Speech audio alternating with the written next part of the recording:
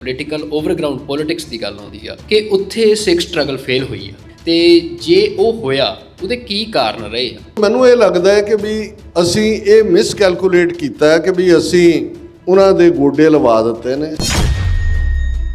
ਜੇ 84 ਤੋਂ ਇੱਕਦਮ ਬਾਅਦ ਅਸੀਂ ਇੱਕ ਗਰੁੱਪ ਜਾਂ ਇੱਕ ਸੋਚ ਨੂੰ ਉਹਨਾਂ ਦੇ ਸਿਸਟਮ 'ਚ ਕੰਮ ਕਰ ਲੈਣ ਦਿੰਦੇ, ਡਾਇਰੈਕਸ਼ਨ ਉਹ ਸਾਡੀਆਂ ਜੁਝਾਰੂ ਜਥੇਬੰਦੀਆਂ ਤੋਂ ਲੈਂਦੇ, ਤੇ ਸ਼ਾਇਦ ਇੱਕ ਉਹ ਖਲਾ ਨਾ ਪੈਦਾ ਹੁੰਦਾ ਜਿਹਦੇ 'ਚ ਵਾਪਸ ਬਾਦਲ ਕੇ ਐਂਡ ਕੰਪਨੀ ਔਰ ਇਹ ਅੱਜ ਜਿੱਦਾਂ ਦਾ ਕਨਫਿਊਜ਼ਨ ਭੰਬਲ ਭੂਸਾ ਹੈ, ਇਹ ਵਾਪਸ ਉਹਦੇ 'ਚ ਆਪਣੀ ਥਾਂ ਬਣਾ ਸਕੇ।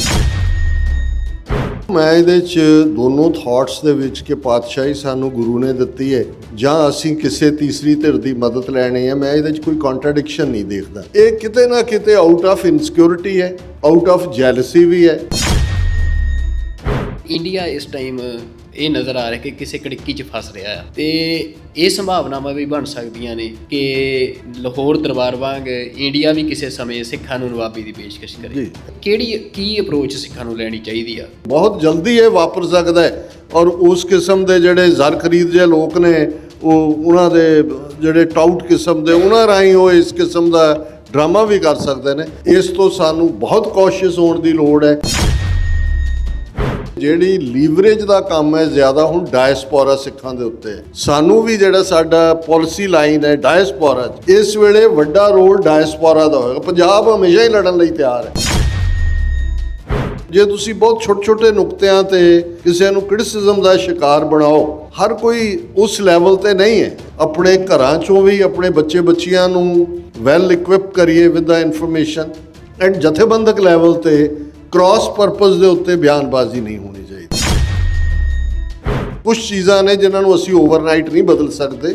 ਕੁਰਬਾਨੀ ਦਾ, ਸ਼ਹੀਦਾਂ ਦਾ, ਉਹਨਾਂ ਦੇ ਪਰਿਵਾਰਾਂ ਦਾ ਸਤਿਕਾਰ ਰਹਿਣਾ ਚਾਹੀਦਾ ਹੈ, ਪਰ ਇਸ ਬਿਨਾਂ ਦੇ ਉੱਤੇ ਜਿਹੜੀ ਅਸੀਂ ਲੀਡਰਸ਼ਿਪ ਵੀ ਦਿੰਦੇ ਰਹੇ, ਜਿਹੜੀ ਇਹਨਾਂ 40 ਸਾਲਾਂ 'ਚ ਵੀ ਹੋਇਆ, ਤੇ ਉਹਨਾਂ ਤੋਂ ਫਿਰ ਸਾਡੀ ਤਵੱਕੋ ਵੀ ਰਹੀ ਕਿ ਹੋਏ ਉਹ ਡਿਲੀਵਰ ਨਹੀਂ ਕਰ ਪਾਏ।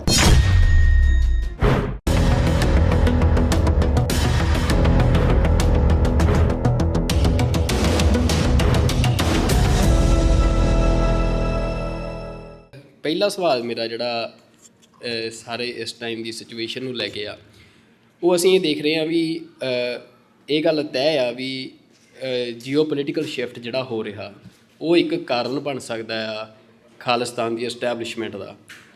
ਅਤੇ ਉਹਦੇ ਵਿੱਚ ਇਹ ਗੱਲ ਵੀ ਸਪਸ਼ਟ ਆ ਵੀ ਇਹ ਜਿਹੜੀਆਂ ਬਿਗ ਪਾਵਰਸ ਦਾ ਕਲੈਸ਼ ਆ, ਅਤੇ ਜਦੋਂ ਇਸ ਤਰ੍ਹਾਂ ਦੀ ਸਿਚੁਏਸ਼ਨ ਹੁੰਦੀ ਆ ਤਾਂ ਉਹਦੇ 'ਚ ਜਿਹੜੀ ਡਿਪਲੋਮੇਸੀ ਆ ਉਹ ਬੜੀ ਇੰਪੋਰਟੈਂਸ ਰੱਖਦੀ ਆ। ਤਾਂ ਮੈਂ ਮਤਲਬ ਜਿਵੇਂ ਜਗਜੀਤ ਸਿੰਘ ਚੌਹਾਨ, ਗੰਗਾ ਸਿੰਘ ਢਿੱਲੋਂ ਜੀ, ਇਹ ਪਰਸਨੈਲਿਟੀਜ਼ ਜਦੋਂ ਪਿਛਲੀ ਸਾਡੀ ਮੂਵਮੈਂਟ ਖੜੀ ਹੋ ਰਹੀ ਸੀ ਜਾਂ ਸਿੱਖ ਲੜ ਰਹੇ ਸੀ, ਉਦੋਂ ਹੈਗੀਆਂ ਸੀ ਜਿਨ੍ਹਾਂ ਦੇ ਬੜੇ ਕਨੈਕਸ਼ਨਸ ਜਿਹੜੇ ਆ ਪ੍ਰੈਜ਼ੀਡੈਂਟਸ ਤੱਕ ਵੀ, ਚਾਹੇ ਪਾਕਿਸਤਾਨ ਵਾਲੇ ਪਾਸੇ ਹੋਣ ਜਾਂ ਅਮਰੀਕਾ ਦੇ ਵਿੱਚ ਹੋਣ, ਉਹ ਹੈਗੇ ਸੀ।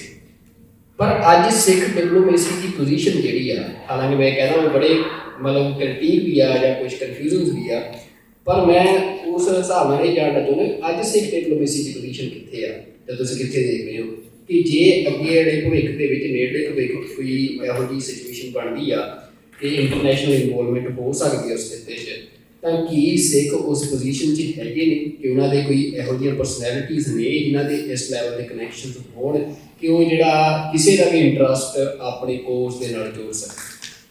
ਦੇਖੋ, ਤੁਹਾਡਾ ਸਵਾਲ ਬੜਾ ਜੈਨੂਇਨ ਵੀ ਹੈ, ਦਿਲਚਸਪ ਵੀ ਹੈ, ਥੋੜ੍ਹਾ ਜਿਹਾ ਇਹ ਵੇਰਵਾ ਵੀ ਮੰਗਦਾ ਹੈ। ਪਹਿਲਾਂ ਤਾਂ ਗੱਲ ਅਸੀਂ ਕਰੀਏ ਕਿ ਵੀ ਜਿਹੜੀ ਜੀਓ ਪੋਲਿਟਿਕਸ ਦੇ ਵਿੱਚ ਤਬਦੀਲੀ ਹੁੰਦੀ ਹੈ ਉਹ ਕਿਵੇਂ ਰਾਹ ਦਸੇਰਾ ਬਣਦੀ ਹੈ ਕਿਸੇ ਵੀ ਨਵੇਂ ਰਜੀਮ ਦੇ ਆਉਣ 'ਚ। ਔਰ ਬਹੁਤ ਵਾਰ ਹਾਲਾਂ ਤੁਸੀਂ ਕਿਸੇ ਵੀ ਗੱਲ ਨੂੰ ਕੋਟ ਕਰਨ ਲਈ ਦੁਨੀਆ ਦੀਆਂ Irish movement, Cuban movement, south America ਦੀਆਂ ਬਹੁਤ ਸਾਰੀਆਂ ਨੂੰ ਆਧਾਰ ਬਣਾ ਸਕਦੇ ਹੋ, ਪਰ ਮੈਂ ਸਮਝਦਾ ਵੀ ਲੋਕਾਂ ਦਾ ਸੁਭਾਅ ਉਹਨਾਂ ਦੇ ਆਪਣੇ ਸੱਭਿਆਚਾਰ ਦੇ ਵਿੱਚ, ਆਪਣੀ ਤਹਿਜ਼ੀਬ ਦੇ ਵਿੱਚ ਪਿਆ ਹੁੰਦਾ ਹੈ। ਔਰ 18ਵੀਂ ਸਦੀ ਸਾਡੇ ਲਈ ਬਹੁਤ ਸਾਰੇ ਮਾਮਲਿਆਂ ਦੇ ਵਿੱਚ, ਸਾਡੇ ਅੱਜ ਦੇ 21ਵੀਂ ਸਦੀ ਦੇ ਖਾਲਿਸਤਾਨ ਦੇ ਸੰਘਰਸ਼ ਦੇ ਵਿੱਚ ਵੀ ਜਿਹੜੀ ਹੈ ਉਹ ਅਗਵਾਈ ਦਿੰਦੀ ਹੈ। ਬਾਬਾ ਬੰਦਾ ਸਿੰਘ ਬਹਾਦਰ 10ਵੇਂ ਪਾਤਸ਼ਾਹ ਦੇ ਥਾਪੜੇ ਦੇ ਨਾਲ, ਔਰ ਬਹਾਦਰ ਦਾ ਟਾਈਟਲ ਲੋਕਾਂ ਨੇ ਨਹੀਂ ਦਿੱਤਾ, 10ਵੇਂ ਪਾਤਸ਼ਾਹ ਨੇ ਟਾਈਟਲ ਦੇ ਕੇ ਭੇਜਿਆ, ਹੇਠਲੀ ਉੱਤੇ ਲੈ ਆਉਂਦੀ। 1716 'ਚ ਉਹਨਾਂ ਦੀ ਸ਼ਹਾਦਤ ਹੋਈ। ਤੁਸੀਂ 1716 ਤੋਂ 1739 ਤੱਕ ਦੇਖੋ ਤੁਹਾਨੂੰ ਕੋਈ ਰਿਬੈਲੀਅਸ ਸਿੱਖ ਮੂਵਮੈਂਟ ਪੰਜਾਬ 'ਚ ਨਜ਼ਰ ਨਹੀਂ ਆਉਂਦੀ। ਔਰ ਇਹ ਭਰਮ ਮੁਗਲ ਵੀ ਪਾਲਦੇ ਨੇ, ਲਾਹੌਰ ਦੇ ਸੂਬੇਦਾਰ ਵੀ ਉਹਨਾਂ ਦੇ ਕਿ ਸਿੱਖ ਸਟਰਗਲ ਖਤਮ ਕਰ ਦਿੱਤੀ। 1739 'ਚ ਨਾਦਰ ਸ਼ਾਹ ਆਉਂਦਾ, ਕਿਉਂਕਿ ਮੁਗਲ ਇੰਨੇ ਪਾਵਰਫੁਲ ਸੀ ਔਰ ਬੰਦਾ ਸਿੰਘ ਬਹਾਦਰ ਦੇ ਵੇਲੇ ਉਹਨਾਂ ਨੇ ਤੱਤ ਖਾਲਸਾ, ਬੰਦਈ ਖਾਲਸਾ ਕ੍ਰੀਏਟ ਕੀਤਾ, ਉਹ ਵੀ ਸ਼ਹੀਦ ਕੀਤਾ ਬੰਦਾ ਸਿੰਘ ਔਰ ਉਹਨਾਂ ਦੇ ਸਾਥੀਆਂ ਨੂੰ। ਸੋ ਕਾਲਡ ਤੱਤ ਖਾਲਸਾ ਵੀ ਉਹਨਾਂ ਨੇ ਨਿਬੇੜ ਲਿਆ ਉਹਨਾਂ ਨੂੰ, ਔਰ ਬਿਲਕੁਲ ਜਿਹੜਾ ਇੱਕ ਖਲਾ ਆਇਆ। 1739 'ਚ ਨਾਦਰ ਸ਼ਾਹ ਆਇਆ, ਉਹਨੇ ਕਬਜ਼ਾ ਨਹੀਂ ਕੀਤਾ ਦਿੱਲੀ ਤੇ, ਲੁਟੇਰਾ ਸੀ, ਉਹਨੇ ਹਿਲਾ ਕੇ ਰੱਖਤਾ ਉਹਨਾਂ ਸਾਰਿਆਂ ਨੂੰ। ਮੁਗਲਿਆ ਸਲਤਨਤ ਕਮਜ਼ੋਰ ਹੋਈ, ਸਿੱਖ ਝਾੜ 'ਚੋਂ ਨਿਕਲੇ, ਸਿੱਖਾਂ ਨੇ ਆਪਣੀ ਤਾਕਤ ਬਿਲਡ ਕੀਤੀ। ਭਾਵੇਂ 1739 ਤੋਂ 1764 ਤੱਕ, ਜਦੋਂ ਪਹਿਲਾ ਲਾਹੌਰ ਦੇ ਉੱਤੇ ਕਬਜ਼ਾ ਸੁਲਤਾਨ ਉਲ ਕੌਮ ਦਾ ਟਾਈਟਲ ਸਰ ਜੱਸਾ ਸਿੰਘ ਆਹਲੂਵਾਲੀਆ ਨੂੰ, ਔਰ ਅਬਦਾਲੀ ਨੂੰ ਮੈਸੇਜ ਆਉਂਦਾ ਹੈ ਕਿ ਮੁਲਕੇ ਅਬਦਾਲੀ, ਮੁਲਕੇ ਅਹਿਮਦ ਗ੍ਰਿਫਤੇ ਜੱਸਾ ਕਲਾਲ, ਕਿ ਜੱਸਾ ਕਲਾਲ ਦੇ ਕਬਜ਼ੇ 'ਚ ਆ ਗਿਆ। 2 ਘੱਲੂਘਾਰੇ ਵੀ ਅਸੀਂ ਫੇਸ ਕੀਤੇ। ਲੇਕਿਨ ਜੇ ਮੁਗਲਿਆ ਸਲਤਨਤ ਨੂੰ ਤੀਸਰੀ ਧਿਰ ਨਾਦਰ ਸ਼ਾਹ ਦੀ ਆ ਕੇ ਤੋੜਦੀ ਨਾ, ਤੇ ਸਾਡੇ ਲਈ ਓਪਰਚੁਨਿਟੀ ਨਹੀਂ ਸੀ ਨਿਕਲਦੀ। ਫਿਰ ਅਸੀਂ ਪਿੱਛੇ ਮੁੜ ਕੇ ਨਹੀਂ ਦੇਖਿਆ, ਔਰ ਫਿਰ ਦਰਾ ਖੈਬਰ ਤੋਂ 1.5 ਲੱਖ ਮੁਰੱਬਾ ਮੀਲ ਦਾ ਅਸੀਂ ਰਾਜ ਸਥਾਪਿਤ ਕੀਤਾ। ਪੋਸਟ ਸੈਕੰਡ ਵਰਲਡ ਵਾਰ ਜਿਹੜੀ ਦੁਨੀਆ ਦੇ ਵਿੱਚ ਨਵਾਂ ਆਰਡਰ ਬਣਿਆ, ਜਿਹਦੇ ਥੱਲੇ United nations, UNESCO, world bank, IMF, economics, map making, British colonial map making line ਖਿੱਚ ਦਿੱਤੀ ਦੂਜੇ ਸਾਰੇ 'ਚ। ਬਹੁਤ ਬਲੱਡ ਸ਼ੈਡ ਹੋਇਆ। ਇਕੱਲਾ ਇੱਕ ਥਾਂ ਨਵੀਂ ਮੈਪ ਮੇਕਿੰਗ ਬ੍ਰਿਟਿਸ਼ਰਸ ਨੇ ਨਹੀਂ ਕੀਤੀ, ਫਰੈਂਚ, ਨਾਰਵੀਜੀਅਨ, ਸਪੈਨਿਸ਼, ਪੋਰਤੂਗੀਜ਼, ਸਾਰੀਆਂ ਯੂਰਪੀਅਨ ਪਾਵਰਸ ਜਿਹੜੀਆਂ ਨੇ ਇਹਨਾਂ ਨੇ ਦੁਨੀਆ ਕੋਲੋਨਾਈਜ਼ ਕੀਤੀ ਹੋਈ ਸੀ। ਮੈਨੂੰ ਇਹ ਲੱਗਦਾ ਕਿ ਵੀ ਇਸ ਸਾਰੇ ਦੀ ਜਿਹੜੇ ਵੀ ਡਿਸੀਜਨ ਮੇਕਰ ਹੁੰਦੇ ਨੇ 1945 ਤੋਂ ਬਾਅਦ, ਸੈਕੰਡ ਵਰਲਡ ਵਾਰ ਦੇ ਐਂਡ ਹੋਣ ਤੋਂ ਬਾਅਦ, ਉਹਦੀ ਯੂਜ਼ਫੁਲਨੈਸ ਹੁਣ ਖਤਮ ਹੋ ਚੁੱਕੀ ਹੈ। ਦੁਨੀਆ ਦੇ ਵਿੱਚ ਬਹੁਤ ਕੁਛ ਜਿਹੜਾ ਇਕਨੋਮਿਕਲ ਰਜੀਮ ਵੀ, ਜੇ ਅਸੀਂ ਅੱਜ ਬ੍ਰਿਕਸ ਦਾ ਉਭਾਰ ਦੇਖਦੇ ਹਾਂ ਜਾਂ ਬ੍ਰਿਕਸ ਦੀ ਵਿਰੋਧਤਾ ਦੇਖਦੇ ਹਾਂ, ਪੈਰਲਲ ਡਾਲਰ ਦੇ ਕਰੰਸੀ ਆਉਣ ਦੀ ਗੱਲ ਹੈ। ਦੂਸਰਾ, ਹੁਣ ਕੋਈ ਟੈਰੀਟਰੀ ਕੰਕਰ ਕਰਨ ਵਾਲੀ ਲਾਈਨ ਨਹੀਂ ਹੈ। ਹੁਣ ਗੱਲ ਨਾਦਰ ਸ਼ਾਹ ਦੇ ਜਾਣ ਤੋਂ ਬਾਅਦ ਵੀ, ਕਿਉਂਕਿ ਸਿੱਖ ਦਿੱਲੀ ਦੇ ਨੇੜੇ ਵੀ ਸਨ, ਆਲਰੇਡੀ ਸਾਡੇ ਗੁਰੂ ਦੀ ਲੈਗੇਸੀ ਰਾਜ ਦੀ ਸੀ, ਧਰਮ ਸਾਡੇ ਲਈ ਮੋਟੀਵੇਸ਼ਨਲ ਫੋਰਸ ਸੀ, ਇਸ ਲਈ ਅਸੀਂ ਘੱਲੂਘਾਰਿਆਂ ਦੇ ਬਾਵਜੂਦ ਆਪਣੇ ਨਿਸ਼ਾਨੇ ਨੂੰ ਹਾਸਲ ਕੀਤਾ। ਹੁਣ ਅੱਜ ਜੇ ਤੁਸੀਂ ਵਰਲਡ ਮੈਪ ਦੇ ਵਿੱਚ ਦੇਖੋ ਕਿ ਅਮਰੀਕਾ ਜਾਂ ਵੈਸਟਰਨ ਪਾਵਰ, ਸਿੱਖ ਡਿਪਲੋਮੇਸੀ ਦੀ ਗੱਲ ਕਰਨ ਤੋਂ ਪਹਿਲਾਂ ਮੈਂ ਇਹ ਬੈਕਗਰਾਊਂਡ ਦੇਣਾ ਚਾਹੁੰਦਾ ਵੀ ਸਿੱਖ ਫੈਕਟਰ ਕਿਉਂ ਇੰਪੋਰਟੈਂਟ ਹੈ। ਇਸਲਾਮ ਮੋਰਾਕੋ ਤੋਂ ਸ਼ੁਰੂ ਹੋ ਜਾਂਦਾ, ਔਰ ਤੁਸੀਂ ਮੋਰਾਕੋ ਤੋਂ ਲੈ ਕੇ ਵਾਹਗਾ ਬਾਰਡਰ ਤੱਕ ਦੇਖੋ ਤੇ ਇਸਲਾਮ ਦੀ ਲਾਈਨ ਹੈ। ਸਾਰੇ ਮੁਲਕ 6 ਸੈਂਟਰਲ ਰਿਪਬਲਿਕ, ਸੋਵੀਅਤ ਯੂਨੀਅਨ ਦੇ ਦੂਸਰੇ, ਇੱਧਰੋਂ ਤੁਸੀਂ ਵਾਹਗਾ ਔਰ ਜਮਨਾ ਦੇ ਵਿਚਾਲੇ ਦੇਖੋ, ਜਿਸ ਇੰਡੀਆ ਦੇ ਉੱਤੇ 25 ਸਾਲ ਅਮਰੀਕਾ ਨੇ ਇਨਵੈਸਟ ਕੀਤੇ, ਹੈਵੀਲੀ ਇਨਵੈਸਟ ਕੀਤੇ, ਪਾਕਿਸਤਾਨ ਨਾਲੋਂ ਡੀਹਾਈਫਨੇਟ ਕਰਕੇ ਕੀਤਾ, ਉਹ ਐਜ਼ ਏ ਬੁਲ ਵਾਕ, ਜਿਹੜਾ ਲਫ਼ਜ਼ ਇਹਨਾਂ ਦੀ ਡਿਪਲੋਮੇਸੀ ਯੂਜ਼ ਹੁੰਦਾ ਅਗੇਂਸਟ ਚਾਈਨਾ ਇਸਤੇਮਾਲ ਕਰਨਾ ਚਾਹੁੰਦੇ ਸੀ, ਉਹ ਵਰਥਲੈਸ ਸਾਬਤ ਹੋਇਆ। ਇਹ ਜਿਹੜਾ ਪ੍ਰੈਜ਼ੀਡੈਂਟ ਟਰੰਪ ਦਾ ਨੈਰੇਟਿਵ ਹੈ ਜਾਂ ਉਸ ਨੂੰ ਕੋਸਣਾ ਇੰਡੀਆ ਨੂੰ, ਐਵੇਂ ਨਹੀਂ ਹੈ।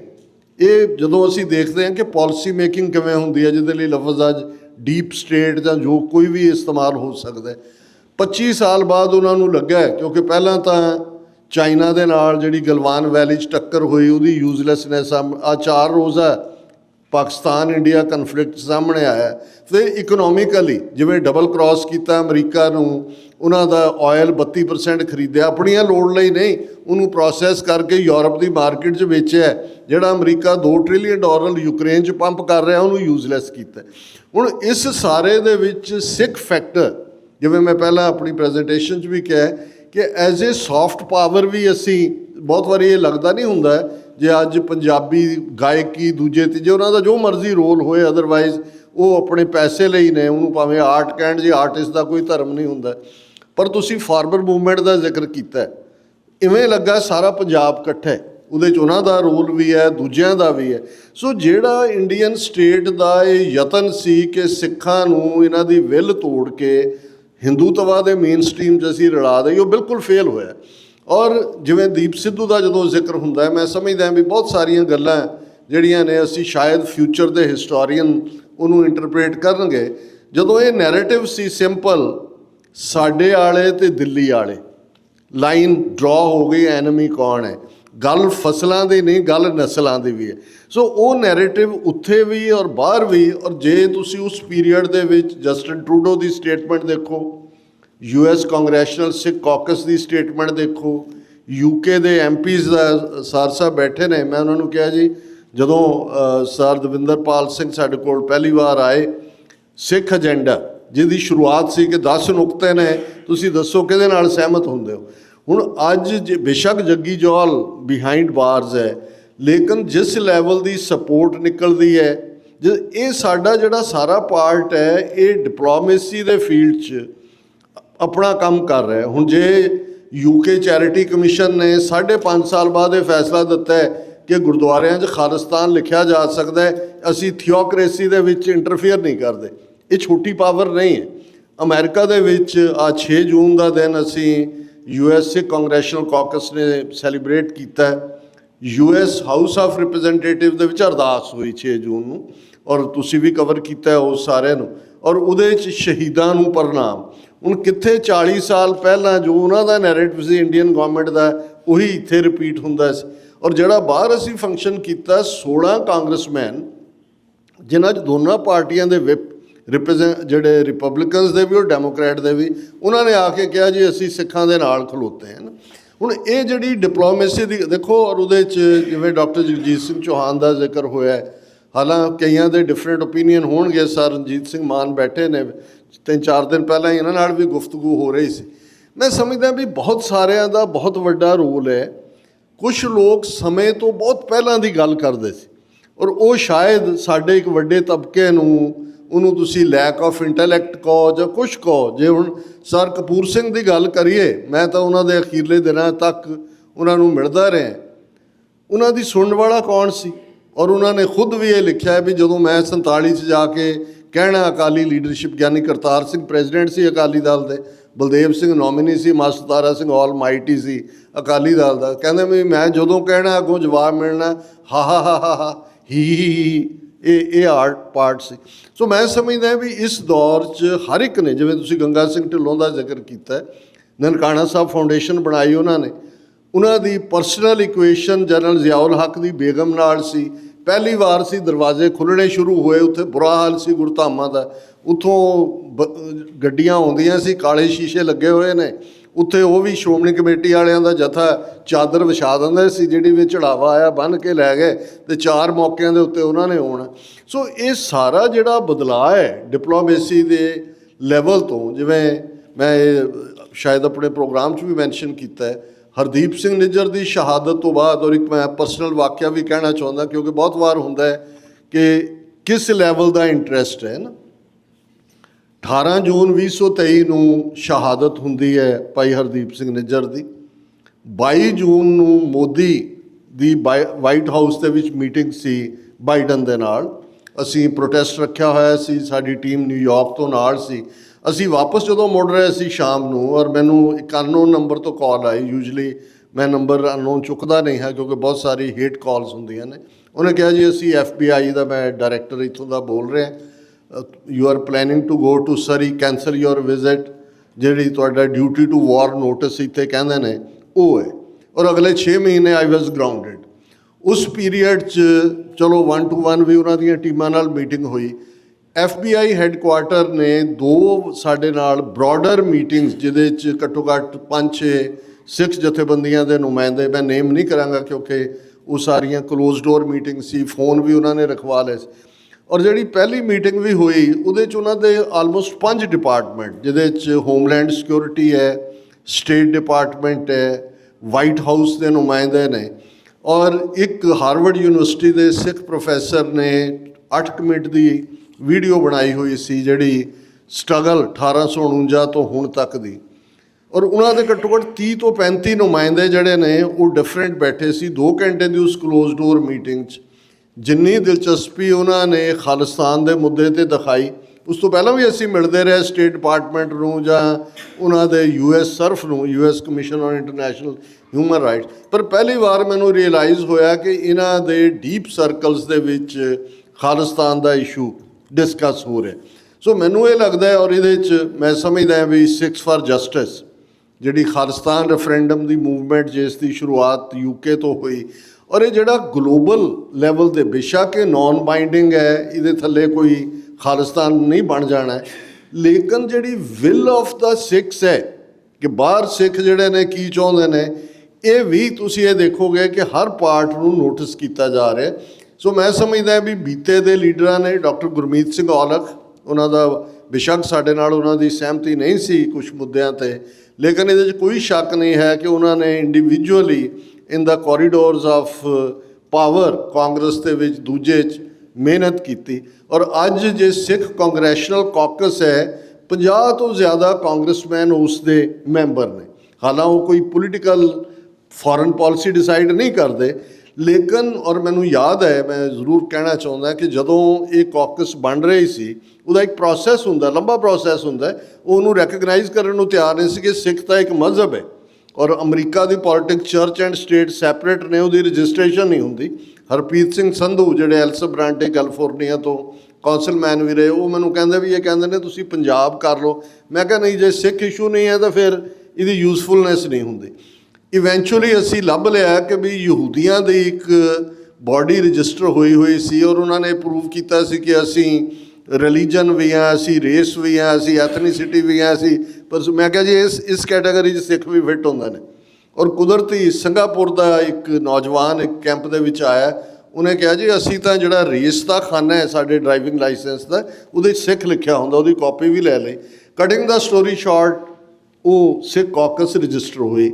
ਜਦੋਂ ਰਜਿਸਟਰ ਹੋ ਰਹੀ ਸੀ, ਜੂਡੀ ਚੌ ਇੱਕ ਚਾਈਨੀਜ਼ ਮੂਲ ਦੀ ਕਾਂਗਰਸ ਵੂਮਨ LA ਤੋਂ, ਉਹ ਡੈਮੋਕ੍ਰੈਟਿਕ ਪਾਰਟੀ ਵੱਲੋਂ ਸੀ। ਅਨੁਪਮਾ ਰਾਓ, ਉਹ ਐਂਬੈਸਡਰ ਸੀ ਇੰਡੀਆ ਦੀ US ਦੇ ਵਿੱਚ, ਉਹਦੇ ਦਫ਼ਤਰ 'ਚ ਗਈ ਜੂਡੀ ਚੌ ਦੇ ਕਿ ਵੀ ਆਲਰੇਡੀ ਇੰਡੀਆ ਕਾਕਸ ਐਗਜ਼ਿਸਟ ਕਰਦੀ ਹੈ, ਸਿੱਖ ਕਾਕਸ ਦੀ ਕੀ ਲੋੜ ਹੈ। ਉਹਨੇ ਕਿਹਾ ਜੀ ਮੇਰੇ ਇੱਥੇ ਹੇਟ ਕ੍ਰਾਈਮ ਹੋ ਰਹੇ ਨੇ ਸਿੱਖਾਂ ਦੇ ਖਿਲਾਫ, ਯਾਨੀ ਸਾਡੇ 'ਚ ਇੱਕ ਤਬਕਾ ਹੈ ਜਿਹਨੇ ਖੁੱਲ੍ਹ ਕੇ ਵਿਰੋਧ ਕੀਤਾ। ਸਿੱਖ ਕਾਕਸ ਇੱਕ ਕਿਸੇ ਸੋ ਕਾਲਡ ਗੋਰੇ ਤੋਂ ਕਿਤਾਬ ਵੀ ਲਿਖਵਾਤੀ ਕਿ ਏਜੰਟ ਨੇ ਦੂਜੇ, ਉਹ ਪਾਰਟ ਨਾਲ ਚੱਲਦਾ, ਭਾਵੇਂ ਉਹਦੇ 'ਚ ਪਰਸਨਲ ਰਾਈਵਲਰੀ ਹੈ ਜਾਂ ਸਟੇਟ ਹੈ।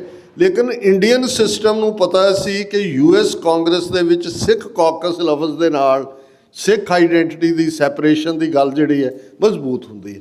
So coming to the closure point ਕਿ ਵੀ ਇਹ ਤਾਂ ਨਹੀਂ ਹੈ ਵੀ ਅੱਜ ਅਸੀਂ ਕੋਈ ਐਸੀ ਟੀਮ ਫਲੋਟ ਕਰ ਦਿੱਤੀ ਹੈ ਜਿਹਦੇ ਥੱਲੇ ਹੋਏ ਕਿ ਜੀ ਉਹਦੇ ਨਾਲ ਕੋਈ ਨੈਗੋਸ਼ੀਏਟ ਕਰੇ, ਲੇਕਿਨ ਜਿਨ੍ਹਾਂ ਨੇ ਗੱਲਬਾਤ ਕਰਨੀ ਹੈ, ਜਦੋਂ ਉਹਨਾਂ ਨੂੰ ਅਹਿਮੀਅਤ ਦਾ ਅਹਿਸਾਸ ਹੈ, ਉਹਨਾਂ ਦੇ ਕੋਲ ਉਹ ਸਾਰਾ ਡਾਟਾ ਜਾਂ ਉਹਨਾਂ ਦਾ ਜਿਹੜਾ ਵਰਕਿੰਗ ਪੈਟਰਨ ਹੈ, ਉਹ ਉਸ ਰਾਹੀਂ ਕਿਸੇ ਵੇਲੇ ਵੀ ਸਾਡੇ ਨਾਲ ਡਿਪਲੋਮੈਟਿਕ ਚੈਨਲ ਖੋਲ੍ਹ ਸਕਦੇ ਨੇ। ਇਹ ਡਿਪੈਂਡ ਕਰੇਗਾ ਕਿ ਹੁਣ ਆਉਣ ਵਾਲੇ ਹਾਲਾਤ, ਖਾਸ ਤੌਰ 'ਤੇ ਬਹੁਤ ਸਾਰੀਆਂ ਨਜ਼ਰਾਂ ਅਲਾਸਕਾ 'ਤੇ ਲੱਗੀਆਂ ਹੋਈਆਂ ਨੇ ਜਦੋਂ ਅੱਜ ਪ੍ਰੈਜ਼ੀਡੈਂਟ ਟਰੰਪ ਔਰ ਪੁਤਿਨ ਮਿਲ ਰਹੇ ਨੇ। ਔਰ ਚੰਗੀ ਗੱਲ ਇਹ ਹੈ ਵੀ ਟਰੰਪ ਨੇ ਲਾਸਟ ਸਟੇਟਮੈਂਟ ਉਸ ਸਮਿਟ 'ਚ ਜਾਣ ਤੋਂ ਪਹਿਲਾਂ ਉਹਨਾਂ ਨੇ ਕਿਹਾ ਕਿ ਜਿਹੜਾ ਰਸ਼ੀਆ ਗੱਲਬਾਤ ਲਈ ਤਿਆਰ ਹੋਇਆ ਹੈ, ਜਿਹੜਾ ਅਸੀਂ ਇੰਡੀਆ ਨੂੰ ਖਿੱਚਿਆ, ਇਹਦੀ ਬਦੌਲਤ ਹੈ ਕਿ ਵੀ Russia is compelled to talk to us. So ਜੇ ਇਹੀ ਰਹਿੰਦਾ ਇਹਨਾਂ ਦਾ ਫਰੇਮਵਰਕ, ਜਿਹੜਾ ਬਦਲ ਵੀ ਸਕਦਾ ਹੈ, ਕਿਉਂਕਿ ਇੱਕ ਗੱਲ ਦਾ ਧਿਆਨ ਰਹੇ ਕਿ ਦੇਰ R no permanent friends or foes in politics, permanent only are interest, but we are hoping ਕਿ ਸਿੱਖ ਫੈਕਟਰ ਜਿਹੜਾ ਅਲਟੀਮੇਟਲੀ ਸਾਡੀ political identity or American interest ਤੋਂ ਜੇ ਗੱਲ ਕਰੀਏ, ਸਾਡਾ ਵੈਲਿਊ ਸਿਸਟਮ ਸੇਮ ਹੈ। ਔਰ ਪਾਕਿਸਤਾਨ ਵੱਲ ਜਿਹੜੀ ਇੰਨੀ ਤੇਜ਼ੀ ਨਾਲ ਟਿਲਟ ਲਈ ਹੈ ਅਮਰੀਕਾ ਨੇ, ਇੱਕ ਹੋਰ ਸਿਕਿਉਰਿਟੀ ਸਟੇਟ ਹੀ ਕਹਿ ਲਓ, ਉਹਨੂੰ ਗੈਰੀਜ਼ਨ ਸਟੇਟ ਹੀ ਕਹਿ ਲਓ, ਖਾਲਿਸਤਾਨ ਦੇ ਰੂਪ ਦੇ ਵਿੱਚ ਵੀ ਜਿਹੜਾ ਉਹ ਪੱਛਮੀ ਇੰਟਰਸਟ ਨੂੰ ਵੀ in the end of the day interest ਨਾਲ ਹੀ ਮੁਲਕ ਬਣੇ ਹੁੰਦੇ ਨੇ। ਔਰ ਸਾਨੂੰ ਵੀ ਇਸ ਗੱਲ ਦੀ ਰੀਅਲਾਈਜੇਸ਼ਨ ਹੈ ਕਿ ਆਜ਼ਾਦੀ ਦੀ ਲੜਾਈ ਦੇ ਵਿੱਚ ਹਮੇਸ਼ਾ ਬਾਹਰਲੀ ਇੰਟਰਫੀਅਰੈਂਸ ਆਪਣਾ ਰੋਲ ਅਦਾ ਕਰਦੀ ਹੈ।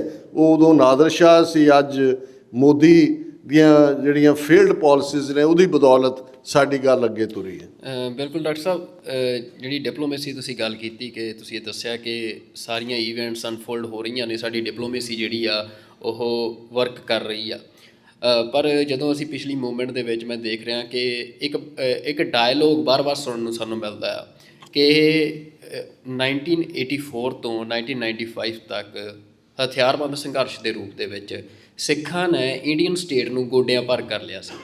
ਮਤਲਬ ਹਰ ਤਰ੍ਹਾਂ ਦਾ ਉਹਨਾਂ ਦੇ ਉੱਤੇ ਅਟੈਕ ਮੋੜਮਾ ਕੀਤਾ, ਪਰ ਜਿੱਥੇ ਡਿਪਲੋਮੇਸੀ ਦੀ ਗੱਲ ਆਉਂਦੀ ਹੈ ਜਾਂ ਡਾਇਲੋਗ ਦੀ ਗੱਲ ਆਉਂਦੀ ਆ, ਪੋਲੀਟੀਕਲ ਓਵਰਗਰਾਊਂਡ ਪੋਲੀਟਿਕਸ ਦੀ ਗੱਲ ਆਉਂਦੀ ਆ, ਕਿ ਉੱਥੇ ਸਿੱਖ ਸਟਰਗਲ ਫੇਲ ਹੋਈ ਆ।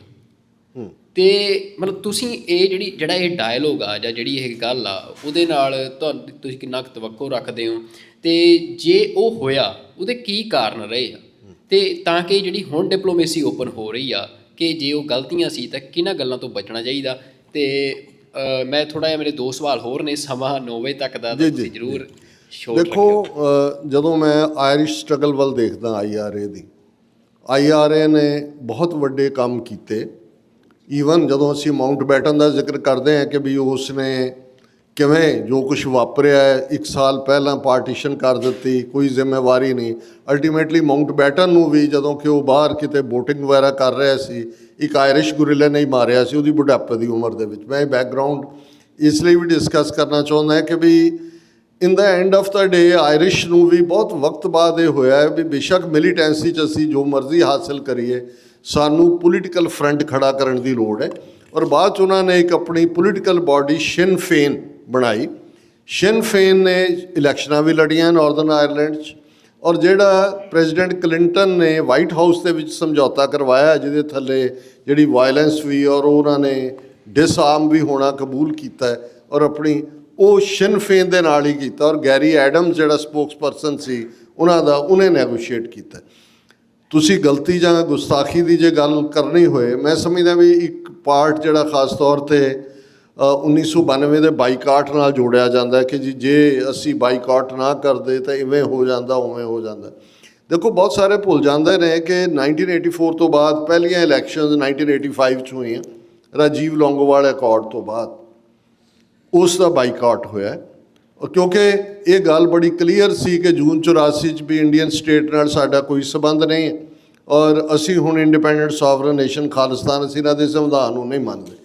ਮੈਨੂੰ ਇਹ ਲੱਗਦਾ ਹੈ ਵੀ ਉਹ ਦੌਰ ਸੀ, ਹਾਲਾਂ ਇਹਨਾਂ ਕੁਝ ਸਡਨਲੀ ਵਾਪਰਿਆ, ਲੇਕਿਨ ਜੇ ਵਿਜ਼ਨਰੀ ਪਾਰਟ ਤੋਂ ਮਿਸਟੇਕ ਕਹਿਣਾ ਹੋਏ ਤਾਂ ਮੈਂ ਇਹ ਕਹਿ ਸਕਦਾ ਕਿ ਜੇ ਉਸ ਪੀਰੀਅਡ ਦੇ ਵਿੱਚ ਅਸੀਂ ਆਪਣਾ ਕੋਈ ਪੋਲੀਟੀਕਲ ਫਰੰਟ ਫਲੋਟ ਕਰਦੇ, ਜਿਹੜਾ ਬਾਅਦ ਦੇ ਵਿੱਚ ਸ਼੍ਰੋਮਣੀ ਖਾਲਸਾ ਦਲ ਦੇ ਰੂਪ 'ਚ ਜਾਂ ਦੂਸਰੇ ਰੂਪ 'ਚ ਆਇਆ, ਅਤੇ ਸ਼ਾਇਦ ਜਿਹੜੀ ਮਿਲੀਟੈਂਟ ਮੂਵਮੈਂਟ ਦਾ ਜਿਹੜਾ ਉਸ ਦਾ ਫਲ ਹੈ ਉਹ ਇਹ ਨਾ ਹੁੰਦਾ ਵੀ 85 'ਚ ਬਰਨਾਲਾ ਬਣ ਗਿਆ, ਫਿਰ ਬਾਦਲ ਆ ਗਿਆ, ਫਿਰ ਦੂਸਰੇ ਆ ਗਏ, ਅੱਜ ਉਹੀ ਲੜਾਈ ਉੱਥੇ ਅੱਡ-ਅੱਡ ਧਿਰਾਂ ਲੜ ਰਹੀਆਂ ਨੇ। ਸੋ ਜਿਹੜਾ 92 ਦਾ ਬਾਈਕਾਟ ਵੀ ਸੀ ਉਹ ਕੰਟੀਨਿਊਟੀ ਸੀ 85 ਵਾਲੇ ਦੀ। ਬਹੁਤ ਵਾਰ ਅਸੀਂ 89 ਨੂੰ ਕਹਿੰਦੇ ਹਾਂ ਜੇ ਅਸੀਂ 3 ਲੱਖ ਵੋਟਾਂ ਨਾਲ ਉਹਨੂੰ ਜਿਤਾਇਆ 2 ਲੱਖ, ਤੁਸੀਂ ਸਟੇਟਮੈਂਟਾਂ ਕੱਢ ਕੇ ਦੇਖ ਲਓ ਉਸ ਵੇਲੇ ਦੀ ਪੰਥਕ ਕਮੇਟੀ ਦੀ, ਉਹਨਾਂ ਦੀ ਬਾਈਕਾਟ ਦੀ ਕਾਲ ਹੀ ਸੀ।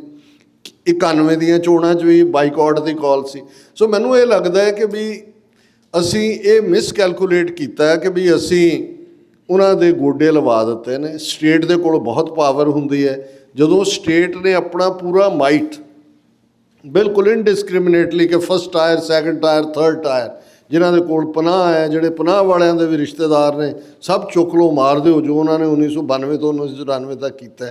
ਜੇ ਸਾਡਾ ਪੋਲੀਟੀਕਲ ਫਰੰਟ ਬਰਾਬਰ ਰਹਿੰਦਾ ਤੇ ਫਿਰ ਕੁਛ ਨਾ ਕੁਛ ਜਿਹੜਾ ਉਹ ਹਾਸਲ ਹੋ ਸਕਦਾ ਸੀ। ਲੋਕ ਬੋਲਦੇ ਨੇ ਹੁਣ ਜਿਹੜਾ ਫਰੀਦਕੋਟ ਸੀਟ ਔਰ ਖਡੂਰ ਸਾਹਿਬ ਸੀਟ ਤੋਂ ਦੋਨਾਂ ਦਾ ਜਿੱਤਣਾ ਇਹ ਆਵਾਜ਼ੇ ਖਲਕਤ ਹੈ, ਲੇਕਿਨ ਅਸੀਂ ਉਸ ਨੂੰ ਜਿਹੜਾ ਮੈਨੂੰ ਇਹ ਲੱਗਦਾ ਵੀ ਜੇ ਮੈਨੂੰ ਇਹ ਪੁੱਛਣਾ ਹੋਏ, ਮੈਂ ਸਮਝਦਾ ਵੀ ਜੇ 84 ਤੋਂ ਇੱਕਦਮ ਬਾਅਦ ਅਸੀਂ ਇੱਕ ਗਰੁੱਪ ਜਾਂ ਇੱਕ ਸੋਚ ਨੂੰ ਉਹਨਾਂ ਦੇ ਸਿਸਟਮ 'ਚ ਕੰਮ ਕਰ ਲੈਣ ਦਿੰਦੇ, ਡਾਇਰੈਕਸ਼ਨ ਉਹ ਸਾਡੀਆਂ ਜੁਝਾਰੂ ਜਥੇਬੰਦੀਆਂ ਤੋਂ ਲੈਂਦੇ, ਤਾਂ ਸ਼ਾਇਦ ਇੱਕ ਉਹ ਖਲਾਅ ਨਾ ਪੈਦਾ ਹੁੰਦਾ ਜਿਹਦੇ 'ਚ ਵਾਪਸ ਬਾਦਲ ਕੇ ਐਂਡ ਕੰਪਨੀ ਔਰ ਇਹ ਅੱਜ ਜਿੱਦਾਂ ਦਾ ਕਨਫਿਊਜ਼ਨ ਭੰਬਲ ਭੂਸ ਹੈ, ਇਹ ਵਾਪਸ ਉਹਦੇ 'ਚ ਆਪਣੀ ਥਾਂ ਬਣਾ ਸਕਦੇ।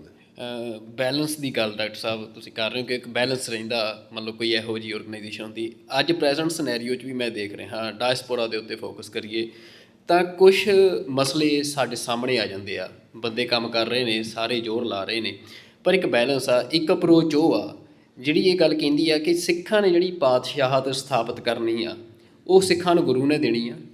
ਉਹਦੇ 'ਚ ਕਿਸੇ ਦੇ ਉੱਤੇ ਟੇਕ ਰੱਖਣੀ ਜਾਂ ਉਹ ਅਪਰੋਚ ਲੈਣੀ ਜਿਹੜੀ ਆ ਉਹ ਗਲਤ ਆ। ਅਤੇ ਇੱਕ ਜਿਹੜੀ ਦੂਜੀ ਧਿਰ ਆ ਉਹ ਇਹ ਗੱਲ ਕਰਦੀ ਆ ਕਿ ਜਿਹੜੀ ਸਪਿਰਿਚੁਅਲਿਟੀ ਆ ਉਹ ਡਿਫਰੈਂਟ ਆ, ਪਰ ਜਿਹੜਾ ਪੋਲੀਟੀਕਲ ਗੋਲ ਆ ਉਹ ਅਚੀਵ ਕਰਨ ਦੇ ਲਈ ਵੈਸਟ ਜਿਹੜਾ ਆ ਉਹੀ ਇੱਕੋ ਇੱਕ ਰਾਹ ਆ ਸਿੱਖਾਂ ਦੇ ਲਈ। ਤਾਂ ਉਹਦੇ 'ਚ ਪਿਛਲੇ ਕੁਝ ਦਿਨਾਂ 'ਚ ਵੀ ਕੁਝ ਵਿਵਾਦ ਸਾਹਮਣੇ ਆਏ ਅਤੇ ਜਿਨ੍ਹਾਂ ਦਾ ਇੱਕ ਵੱਡਾ ਖਤਰਾ ਆ ਜਿਹਨੂੰ ਸਟੇਟ ਯੂਜ਼ ਕਰ ਸਕਦੀ ਹੈ ਡਾਇਸਪੋਰਾ ਦੇ ਵਿੱਚ ਸਿੱਖਾਂ ਦੇ ਦਰਮਿਆਨ। ਤਾਂ ਇਹ ਚੀਜ਼ ਦੇ ਵਿੱਚ ਬੈਲੈਂਸ ਕਿਵੇਂ ਬਣਾਇਆ ਜਾਵੇ? ਉਹ ਕੀ ਅਪਰੋਚ ਹੋ ਸਕਦੀ ਹੈ ਕਿ ਪਿਛਲੇ ਸਮੇਂ 'ਚ ਵੀ ਅਸੀਂ ਦੇਖਿਆ ਕਿ ਇਹੋ ਜਿਹੀਆਂ ਪ੍ਰੋਬਲਮਸ ਨੇ ਸਟੇਟ ਨੂੰ ਇਨ ਰੋਡਸ ਬਣਾਉਣ ਦੀ ਥਾਂ ਦਿੱਤੀ ਆ, ਅਤੇ ਅੱਜ ਦੇ ਸਮੇਂ 'ਚ ਜਿਹੜੀਆਂ ਇਹੋ ਜਿਹੀਆਂ ਘਟਨਾਵਾਂ ਜਾਂ ਗੱਲਾਂ ਹੋ ਰਹੀਆਂ ਨੇ ਉਹਨਾਂ ਤੋਂ ਕਿਵੇਂ ਬਚਿਆ ਜਾ ਸਕਦਾ? ਦੇਖੋ, ਮੈਂ ਇਹਦੇ 'ਚ ਦੋਨੋਂ ਥਾਟਸ ਦੇ ਵਿੱਚ ਕਿ ਪਾਤਸ਼ਾਹੀ ਸਾਨੂੰ ਗੁਰੂ ਨੇ ਦਿੱਤੀ ਹੈ ਜਾਂ ਅਸੀਂ ਕਿਸੇ ਤੀਸਰੀ ਧਿਰ ਦੀ ਮਦਦ ਲੈਣੀ ਹੈ, ਮੈਂ ਇਹਦੇ 'ਚ ਕੋਈ ਕੰਟਰਾਡਿਕਸ਼ਨ ਨਹੀਂ ਦੇਖਦਾ। ਸਰ ਕਪੂਰ ਸਿੰਘ ਮੇਰੇ ਲਈ ਹਮੇਸ਼ਾ ਹੀ, ਮੈਂ ਜਦੋਂ 13 ਅਗਸਤ 1986 ਨੂੰ ਉਹਨਾਂ ਨੇ ਚੜ੍ਹਾਈ ਕੀਤੀ ਹੈ ਔਰ ਪਰਸੋਂ ਆਉਣ ਤੋਂ ਪਹਿਲਾਂ ਜਿਹੜਾ ਪ੍ਰੋਗਰਾਮ ਸੀ ਉਹਨਾਂ ਦੀ ਯਾਦ ਨੂੰ ਸਮਰਪਿਤ ਸੀ। ਉਹਨਾਂ ਨੇ 10ਵੇਂ ਪਾਤਸ਼ਾਹ ਦੇ ਬਹੁਤ ਸਾਰੇ ਵਾਕਿਆਤ ਨੂੰ ਮਾਡਰਨ ਲੈਵਲ ਦੇ ਉੱਤੇ ਸਮਝਦਿਆਂ ਇੰਟਰਪ੍ਰੇਟ ਕੀਤਾ। ਜਦੋਂ ਉਹ ਇਸ ਫਰਮਾਨ ਨੂੰ ਜਿਹੜੇ ਭਾਈ ਰਤਨ ਸਿੰਘ ਭੰਗੂ ਨੇ ਪ੍ਰਾਚੀਨ ਪੰਥ ਪ੍ਰਕਾਸ਼ ਦਿੱਤਾ ਹੈ ਕਿ ਕਉ ਕਿਸੀ ਕੋ ਰਾਜ ਨਾ ਦੇ ਹੈ ਜੋ ਲੈ ਹੈ ਨਿਜ ਬਲ ਸੇ ਲੈ ਹੈ, ਇਹਨੂੰ ਉਹਨਾਂ ਨੇ ਇੰਟਰਪ੍ਰੇਟ ਕੀਤਾ ਅਤੇ ਉਹਨਾਂ ਨੇ ਕਿਹਾ ਕਿ ਵੀ ਜਿਹੜੀ ਤੁਹਾਨੂੰ ਰਾਜਸੀ ਤਾਕਤ ਦੇ ਲਈ ਕੋਈ ਕੰਸੈਸ਼ਨ ਮਿਲਦਾ ਹੈ ਉਹ ਦੁਸ਼ਮਣ ਦੀ ਮਜਬੂਰੀ ਵੱਸ ਮਿਲਦਾ। ਤੁਹਾਡੀ ਤਾਕਤ ਇੰਨੀ ਕਿ ਬਿਲਟ ਹੋ ਜਾਂਦੀ ਹੈ ਕਿ ਦੁਸ਼ਮਣ ਨੂੰ ਲੱਗਦਾ ਹੈ ਵੀ ਇਹਨੂੰ ਭਾਵੇਂ ਅਸੀਂ ਐਨਮੀ ਐਲਾਨਿਆ ਹੋਇਆ ਹੈ, ਇਹਨੂੰ ਕੰਸੈਸ਼ਨ ਦਈਏ। ਔਰ ਫਿਰ ਉਹ ਉਦਾਹਰਣ ਦਿੰਦੇ ਨੇ ਨਵਾਬੀ ਦੀ। ਹੁਣ ਜਿਹੜਾ ਡਾਈਕੋਟਮੀ ਅੱਜ ਕੁਛ ਮਾਮਲਿਆਂ 'ਚ ਨਜ਼ਰ ਆਉਂਦੀ ਹੈ, ਜਦੋਂ ਨਵਾਬੀ ਦੀ ਖਿਲਤ ਲੈ ਕੇ ਸਰ ਭਾਈ ਸੁਬੇਗ ਸਿੰਘ ਆਏ, ਹੁਣ ਉੱਥੇ ਸਿੱਖਾਂ ਦੇ ਦੋ ਜਿਹੜੇ ਬਣ ਗਏ, ਓਪਨ ਡਿਸਕਸ਼ਨ ਹੁੰਦੀ ਸੀ। ਇੱਕ ਨੇ ਕਿਹਾ ਜੀ ਕਿਮ ਲੇਵੇਂ ਨਵਾਬੀ, ਵੀ ਅਸੀਂ ਤਾਂ ਅਰਦਾਸ ਕੀਤੀ ਹੋਈ ਹੈ ਮੁਗਲੀਆ ਰਾਜ ਦੀ ਜੜ੍ਹ ਪੁੱਟਣੀ ਹੈ, ਉਹਨਾਂ ਦੀ ਭੇਜੀ ਨਵਾਬੀ ਤੁਸੀਂ ਕਿਵੇਂ ਲੈ ਰਹੇ ਹੋ? ਫਿਰ ਸੈਕੰਡ ਥਾਟ ਉਹਦੇ 'ਤੇ ਆਇਆ ਔਰ ਸਰ ਸਾਹਿਬ ਕਹਿੰਦੇ ਨੇ ਵੀ ਨਵਾਬੀ ਜਿਹੜੀ ਹੈ ਉਹ ਪੰਥ ਦੇ ਨਾਂ ਆਈ।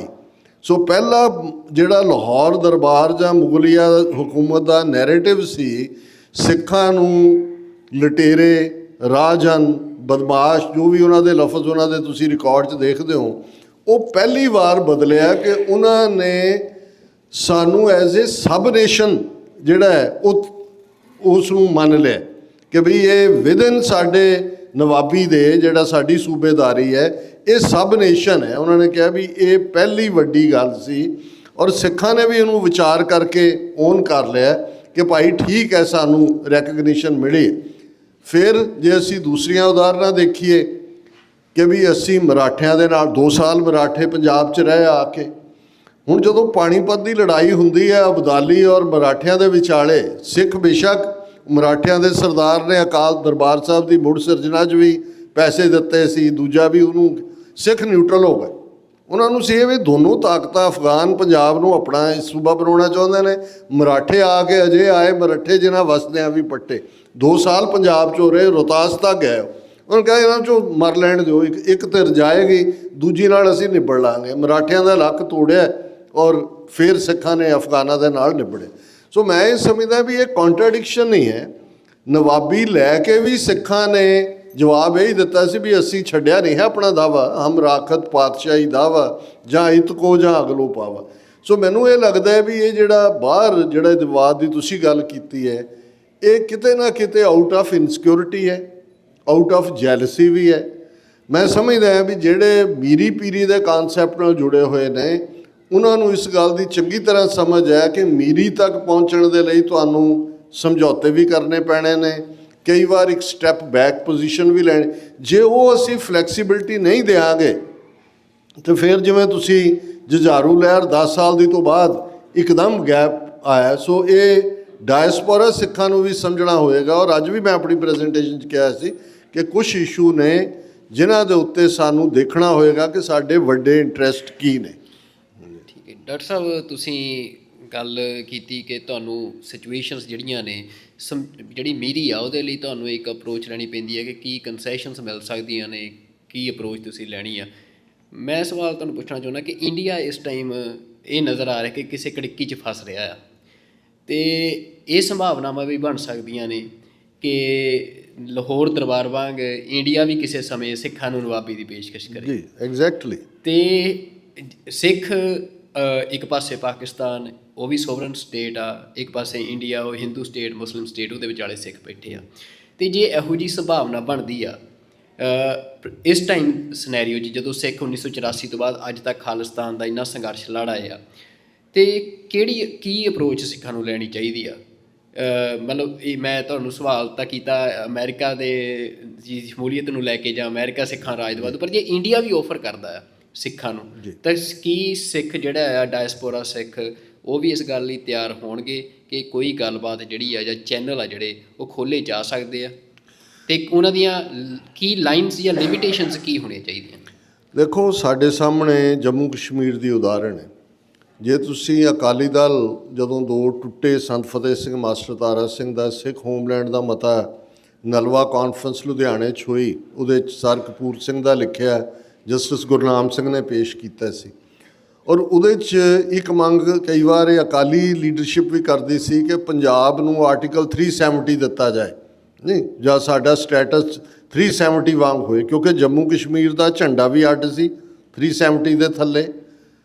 35A ਨਾਲ ਜੋੜ ਕੇ ਉੱਥੇ ਕੋਈ ਜ਼ਮੀਨ ਵੀ ਨਹੀਂ ਸੀ ਖਰੀਦ ਸਕਦਾ। ਉਹਨਾਂ ਦਾ ਨੈਸ਼ਨਲ ਐਂਥਮ ਵੀ ਸੀ, ਉਹਨਾਂ ਦੀ ਆਪਣੀ ਕੰਸਟੀਟਿਊਐਂਟ ਅਸੈਂਬਲੀ ਸੀ, ਔਰ ਕੋਈ ਵੀ ਸੈਂਟਰ ਦਾ ਲਾਅ ਆਟੋਮੈਟਿਕਲੀ ਜੰਮੂ ਕਸ਼ਮੀਰ 'ਤੇ ਲਾਗੂ ਨਹੀਂ ਸੀ ਹੁੰਦਾ ਜਦੋਂ ਤੱਕ ਜੰਮੂ ਕਸ਼ਮੀਰ ਦੀ ਅਸੈਂਬਲੀ ਨਾ ਕਰੇ। ਉਹਦਾ ਕੀ ਹਾਲ ਕਰਤਾ ਹੈ, ਸੂਬੇ ਦਾ ਵਜੂਦ ਵੀ ਖਤਮ ਕਰ ਦਿੱਤਾ। ਸੋ ਔਰ ਜਿਹੜਾ ਓਰੀਜਨਲ ਕਾਨਸਟੀਟਿਊਸ਼ਨ, ਬਾਕੀ ਤਾਂ 115 ਅਮੈਂਡਮੈਂਟਸ ਹੋਈਆਂ ਇੰਡੀਅਨ ਕਾਨਸਟੀਟਿਊਸ਼ਨ 'ਚ, ਆਰਟੀਕਲ 370 ਜਿਹੜਾ ਮੁੱਢਲਾ ਡਰਾਫਟ ਸੀ ਇੰਡੀਅਨ ਕਾਨਸਟੀਟਿਊਸ਼ਨ ਦਾ, ਜਿਹੜਾ 26 ਜਨਵਰੀ 1950 ਨੂੰ ਲਾਗੂ, ਉਹਦਾ ਹਿੱਸਾ ਸੀ। ਅਤੇ ਜੇ ਉਸ ਸਾਰੇ ਨੂੰ ਉਹਨਾਂ ਦਾ ਇਹ ਹਾਲ ਕਰ ਦਿੱਤਾ ਹੈ, ਅੱਜ ਇਹ ਸਭ ਤੋਂ ਅਹਿਮ ਕਾਰਨਾ ਸਟੈਪ ਹੋਏਗਾ ਜੇ ਸਿੱਖ ਲੀਡਰਸ਼ਿਪ ਇੰਡੀਆ ਦੇ ਉੱਤੇ ਯਕੀਨ ਕਰਕੇ ਕਹੇ ਕਿ ਜੀ ਇਹਨਾਂ ਦਾ ਫਲਾਣਾ ਅਤੇ ਇਹਨਾਂ ਦਾ ਉਹ, ਅਤੇ 3 ਮਹਿਕਮੇ ਰੱਖ ਲਓ। ਨੋ, ਕੋਈ ਬਿਲਕੁਲ ਕੋਈ ਗੱਲ ਨਹੀਂ ਹੈ। ਹੁਣ ਮੈਂ ਸਮਝਦਾ ਵੀ ਸਾਡਾ ਇਸ ਨੁਕਤੇ ਦੇ ਉੱਤੇ ਹੀ ਫੋਕਸ ਰਹਿਣਾ ਚਾਹੀਦਾ। ਔਰ ਤੁਸੀਂ ਬਿਲਕੁਲ ਠੀਕ ਕਿਹਾ, ਮੈਂ ਸਮਝਦਾ ਵੀ ਅਮਰੀਕਾ ਜਾਂ ਦੂਜੇ ਤਾਂ ਕਦੋਂ ਇੰਟਰਵੀਨ, ਬਹੁਤ ਜਲਦੀ ਇਹ ਵਾਪਰ ਸਕਦਾ ਹੈ। ਔਰ ਉਸ ਕਿਸਮ ਦੇ ਜਿਹੜੇ ਜ਼ਰ ਖਰੀਦ ਜਿਹੇ ਲੋਕ ਨੇ, ਉਹਨਾਂ ਦੇ ਜਿਹੜੇ ਟਾਊਟ ਕਿਸਮ ਦੇ, ਉਹਨਾਂ ਰਾਹੀਂ ਉਹ ਇਸ ਕਿਸਮ ਦਾ ਡਰਾਮਾ ਵੀ ਕਰ ਸਕਦੇ ਨੇ।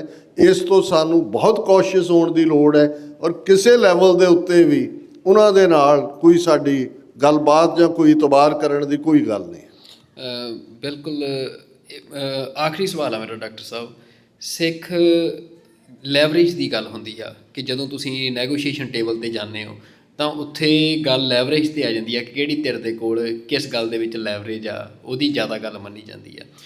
ਤਾਂ ਜੀਓਪੋਲੀਟੀਕਲ ਸ਼ਿਫਟ ਦੇ ਵਿੱਚ ਉੱਥੇ ਕਈ ਧਿਰਾਂ ਨੇ, ਆਪਾਂ ਇੰਡੀਆ ਨੂੰ ਬਾਹਰ ਵੀ ਕਰ ਦਈਏ, ਤਾਂ ਸਿੱਖਾਂ ਦੇ ਕੋਲ ਕਿਹੜੇ ਫੈਕਟਰ ਨੇ ਸਾਊਥ ਏਸ਼ੀਆ ਦੇ ਵਿੱਚ ਜਿਨ੍ਹਾਂ ਦੇ ਉੱਤੇ ਕੰਮ ਕਰਕੇ ਸਿੱਖ ਆਪਣੀ ਲੈਵਰੇਜ ਨੂੰ ਇਹ ਸਾਰੇ ਨਵੇਂ ਵਰਲਡ ਆਰਡਰ ਦੇ ਵਿੱਚ ਵਧਾ ਸਕਦੇ ਆ ਜਾਂ ਮਜ਼ਬੂਤ ਕਰ ਸਕਦੇ ਆ? ਦੇਖੋ, ਪੰਜਾਬ ਦੇ ਵਿੱਚ ਤਾਂ ਜਿਵੇਂ ਤੁਸੀਂ ਆਪਣੀ ਪ੍ਰੈਜੈਂਟੇਸ਼ਨ 'ਚ ਬਹੁਤ ਦੋ ਖੂਬਸੂਰਤ ਗੱਲਾਂ ਕਹੀਆਂ, ਔਰ ਮੈਂ ਹਮੇਸ਼ਾ ਇਹ ਮੰਨ ਕੇ ਤੁਰਦਾ ਪੰਜਾਬ ਬਾਰੇ। ਹਾਲਾਂਕਿ ਸਾਡਾ ਇੱਕ ਤਬਕਾ ਜਦੋਂ 1995 ਤੋਂ ਬਾਅਦ 97-98 'ਚ ਜਾਂਦੇ ਸੀ ਅਤੇ ਉਹ ਕਹਿੰਦੇ ਸੀ ਜੀ ਕਿ ਦੇਖੋ, ਪੰਜਾਬ 'ਚ ਤਾਂ ਤੁਹਾਨੂੰ ਪਿੰਡਾਂ 'ਚ 5 ਅੰਮ੍ਰਿਤਧਾਰੀ ਸਿੱਖ ਨਹੀਂ ਮਿਲਦੇ, ਅੰਮ੍ਰਿਤ ਛਕਾਣਾ ਹੋਏ ਤਾਂ ਉਹ ਨਹੀਂ ਹੋਣਗੇ, ਇੱਥੇ ਐਵੇਂ ਤੁਸੀਂ ਖਾਲਿਸਤਾਨ ਦੀਆਂ ਗੱਲਾਂ ਕਰਦੇ, ਉੱਥੇ ਕੋਈ ਨਹੀਂ ਚਾਹੁੰਦਾ। ਉਹੀ ਤਬਕਾ ਜਦੋਂ 93 ਤੋਂ ਪਹਿਲਾਂ 91, 92 ਜਾਂਦੇ ਸੀ, ਉਹ ਕਹਿੰਦੇ ਸੀ ਉੱਥੇ ਤਾਂ ਸਿਰਫ ਐਲਾਨ ਹੋਣਾ ਹੀ ਬਾਕੀ ਹੈ, ਬਾਕੀ ਤਾਂ ਜਿਹੜੇ ਨੇ ਉੱਥੇ ਕੋਈ ਵੀ ਜਿਹੜਾ ਉਹ ਸਾਰੇ ਹੀ ਕੇਸਰੀ ਝੰਡੇ ਨੇ, ਕੇਸਰੀ ਦਸਤਾਰਾਂ ਨੇ, ਕੇਸਰੀ ਚੁੰਨੀਆਂ ਨੇ। ਸਾਨੂੰ ਪਹਿਲੀ ਸਟੇਜ 'ਤੇ ਵੀ ਪਤਾ ਸੀ ਵੀ ਇਵੇਂ ਨਹੀਂ ਹੋਣਾ, ਦੂਜੀ 'ਤੇ ਵੀ ਪਤਾ ਸੀ ਵੀ ਇਵੇਂ ਨਹੀਂ ਹੈ। ਔਰ ਇਹ ਗੱਲ ਮੈਂ ਇਸ ਲਈ ਕਹਿ ਰਿਹਾ ਕਿ ਜਿਹੜੀ ਲੀਵਰੇਜ ਦਾ ਕੰਮ ਹੈ ਜ਼ਿਆਦਾ ਹੁਣ ਡਾਇਸਪੋਰਾ ਸਿੱਖਾਂ ਦੇ ਉੱਤੇ ਹੈ।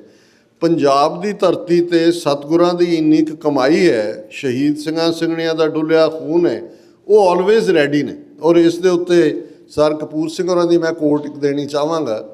ਉਹਨਾਂ ਨੇ ਇੱਕ ਵਾਰ ਕਿਹਾ ਕਿ ਵੀ ਹਰ ਸਾਜ਼ ਨੂੰ ਵਜਾਉਣ ਤੋਂ ਪਹਿਲਾਂ ਸੁਰ ਕੀਤਾ ਜਾਂਦਾ, ਉਹਦੀ ਟਿਊਨਿੰਗ ਹੁੰਦੀ ਹੈ। ਖਾਲਸਾ ਇੱਕ ਐਸਾ ਸਾਜ਼ ਹੈ ਜਿਹਦੀ ਟਿਊਨਿੰਗ 10 ਪਾਤਸ਼ਾਹੀਆਂ ਨੇ ਕੀਤੀ ਹੋਈ ਹੈ। ਠੀਕ ਨੋਟ 'ਤੇ ਉਂਗਲ ਰੱਖਣ ਦੀ ਲੋੜ ਹੈ, ਇਸ ਸਾਜ਼ ਨੇ ਗੁੰਜਾਰਾਂ ਪਾ ਦੇਣੀਆਂ। ਔਰ ਅਸੀਂ ਇਸ ਕਰੰਟ ਪੀਰੀਅਡ ਫਾਰਮਰ ਮੂਵਮੈਂਟ ਤੋਂ ਲੈਂਡ ਪੂਲਿੰਗ ਪਾਲਿਸੀ ਤੱਕ ਵਾਪਸ ਲੈਣ ਦੀ ਗੱਲ ਦੇਖਿਆ। ਪੰਜਾਬ ਤਿਆਰ ਹੈ ਆਲਵੇਜ਼, ਉਹ ਸਤਿਗੁਰਾਂ ਨੇ ਉਸ ਧਰਤੀ ਦਾ ਖਮੀਰ ਬਦਲਿਆ ਹੋਇਆ। ਹਾਂ, ਜਿਹੜੀ ਲੀਵਰੇਜ ਦੀ ਗੱਲ ਹੈ, ਮੈਂ ਸਮਝਦਾ ਵੀ ਸਾਡੀਆਂ ਡਾਇਸਪੋਰਾ ਦੀਆਂ ਸਿੱਖ ਜਥੇਬੰਦੀਆਂ ਨੂੰ ਇਸ ਮੁੱਦੇ ਦੇ ਉੱਤੇ, ਅੱਜ ਦੀ ਪ੍ਰੈਜੈਂਟੇਸ਼ਨ 'ਚ ਵੀ ਡਿਕਸੀ ਗੁਰਦੁਆਰਾ ਸਾਹਿਬ 'ਚ ਮੈਂ ਕਿਹਾ ਸੀ ਕਿ ਅਮਰੀਕਨਾਂ ਦੀ ਇੱਕ ਐਕਸਪ੍ਰੈਸ਼ਨ ਹੈ, ਵੀ ਐਗਰੀ ਟੂ ਡਿਸਐਗਰੀ। ਕੁਛ ਚੀਜ਼ਾਂ ਜਿਹੜੀਆਂ ਨੇ ਉਹ ਧਾਰਮਿਕ ਮਰਿਆਦਾ ਦਾ ਇਸ਼ੂ ਵੀ ਹੁੰਦਾ ਹੈ। ਕਈ ਵਾਰ ਕੁਛ ਦਾ ਰੋਲ ਬੀਤੇ 'ਚ ਕੀ ਰਿਹਾ, ਸਾਨੂੰ ਲੱਗਾ ਵੀ ਇਹ ਕੱਚਾ ਹੈ, ਇਹ ਦੂਜਾ ਹੈ। ਮੈਂ ਕਈ ਵਾਰੀ ਜੋਕਿੰਗਲੀ ਇਹ ਵੀ ਕਹਿੰਦਾ ਵੀ ਅਸੀਂ 90s 'ਚ ਜਦੋਂ ਕਿਸੇ ਨੂੰ ਪਰਖਦੇ ਸੀ ਤਾਂ ਅਸੀਂ ਕਹਿੰਦੇ ਸੀ ਕਿ ਇਹ ਬਲੈਕ ਹੈ, ਇਹ ਵਾਈਟ ਹੈ, ਮਤਲਬ ਇਹ ਬਿਲਕੁਲ ਕਲੀਨ ਹੈ। ਹੁਣ ਜਦੋਂ ਕੋਈ ਕਰਦਾ ਸਾਨੂੰ ਲੱਗਦਾ ਵੀ ਇਹਨੇ ਆਪਣੀ ਪੋਜੀਸ਼ਨ ਕਿਤੇ ਨਾ ਕਿਤੇ ਕੰਪਰੋਮਾਈਜ਼ ਕੀਤੀ ਹੋਈ ਹੈ। ਪਰ ਮੈਂ ਕਿਹਾ ਵੀ ਹੁਣ ਵਾਹ ਸਾਡਾ ਬਹੁਤਾ ਡੱਬ ਖੜੱਬਿਆਂ ਨਾਲ ਹੀ ਹੈ, ਬਹੁਤ ਕਲੀਨ ਬਲੈਕ ਐਂਡ ਵਾਈਟ। ਉਹ ਤੁਹਾਨੂੰ ਬਹੁਤ ਬਲੈਕ ਤਾਂ ਨਜ਼ਰ ਆ ਜਾਣਗੇ, ਲੇਕਿਨ ਸੋ ਉਹਨਾਂ ਸਾਰਿਆਂ ਨੂੰ ਵੀ ਸਾਨੂੰ ਇਸ ਲੈਵਲ 'ਤੇ ਦੇਖਣਾ ਹੋਏਗਾ। ਹੁਣ ਜਿਵੇਂ 12 ਮਿਸਲਾਂ ਦੇ ਵੇਲੇ ਪਟਿਆਲਾ ਵਾਲੀ ਮਿਸਲ, ਇਹ ਹਮੇਸ਼ਾ ਹੀ ਜਿਹੜੀ ਇਹਨਾਂ ਦਾ ਰੋਲ ਨੈਗੇਟਿਵ ਹੀ ਰਿਹਾ। ਸਰਬੱਤ ਖਾਲਸਾ 'ਚ ਵੀ 11 ਮਿਸਲਾਂ ਹੀ ਆਉਂਦੀਆਂ ਸੀ, ਪਰ ਇਹਨਾਂ ਨੂੰ ਫਿਰ ਵੀ ਨਾਲ ਉਹ ਜੋੜ ਕੇ ਰੱਖਦੇ ਸੀ। ਹਾਲਾਂ ਇਹਨਾਂ ਦਾ ਆਲਾ ਸਿੰਘ ਰਾਜੇ ਦਾ ਖਿਤਾਬ ਅਬਦਾਲੀ ਨੇ ਦਿੱਤਾ ਹੋਇਆ ਸੀ। ਉਹਨਾਂ ਦੇ ਜਿਹੜਾ ਪਰਸ਼ੀਅਨ ਕੋਰਟ ਹੈ ਅਫਗਾਨਿਸਤਾਨ ਦਾ, ਉਹਦੇ 'ਚ ਲਿਖਿਆ ਹੋਇਆ ਆਲਾ ਜੱਟ ਹਜ਼ੂਰ ਦੀ ਸ਼ਰਨ ਆਇਆ ਜੀ, ਰਾਜੇ ਦਾ ਖਿਤਾਬ। ਅਜੇ ਵੀ ਹਰਾ ਰੰਗ ਇਹਨਾਂ ਨੂੰ ਬਹੁਤ ਚੰਗਾ ਲੱਗਦਾ ਹੈ।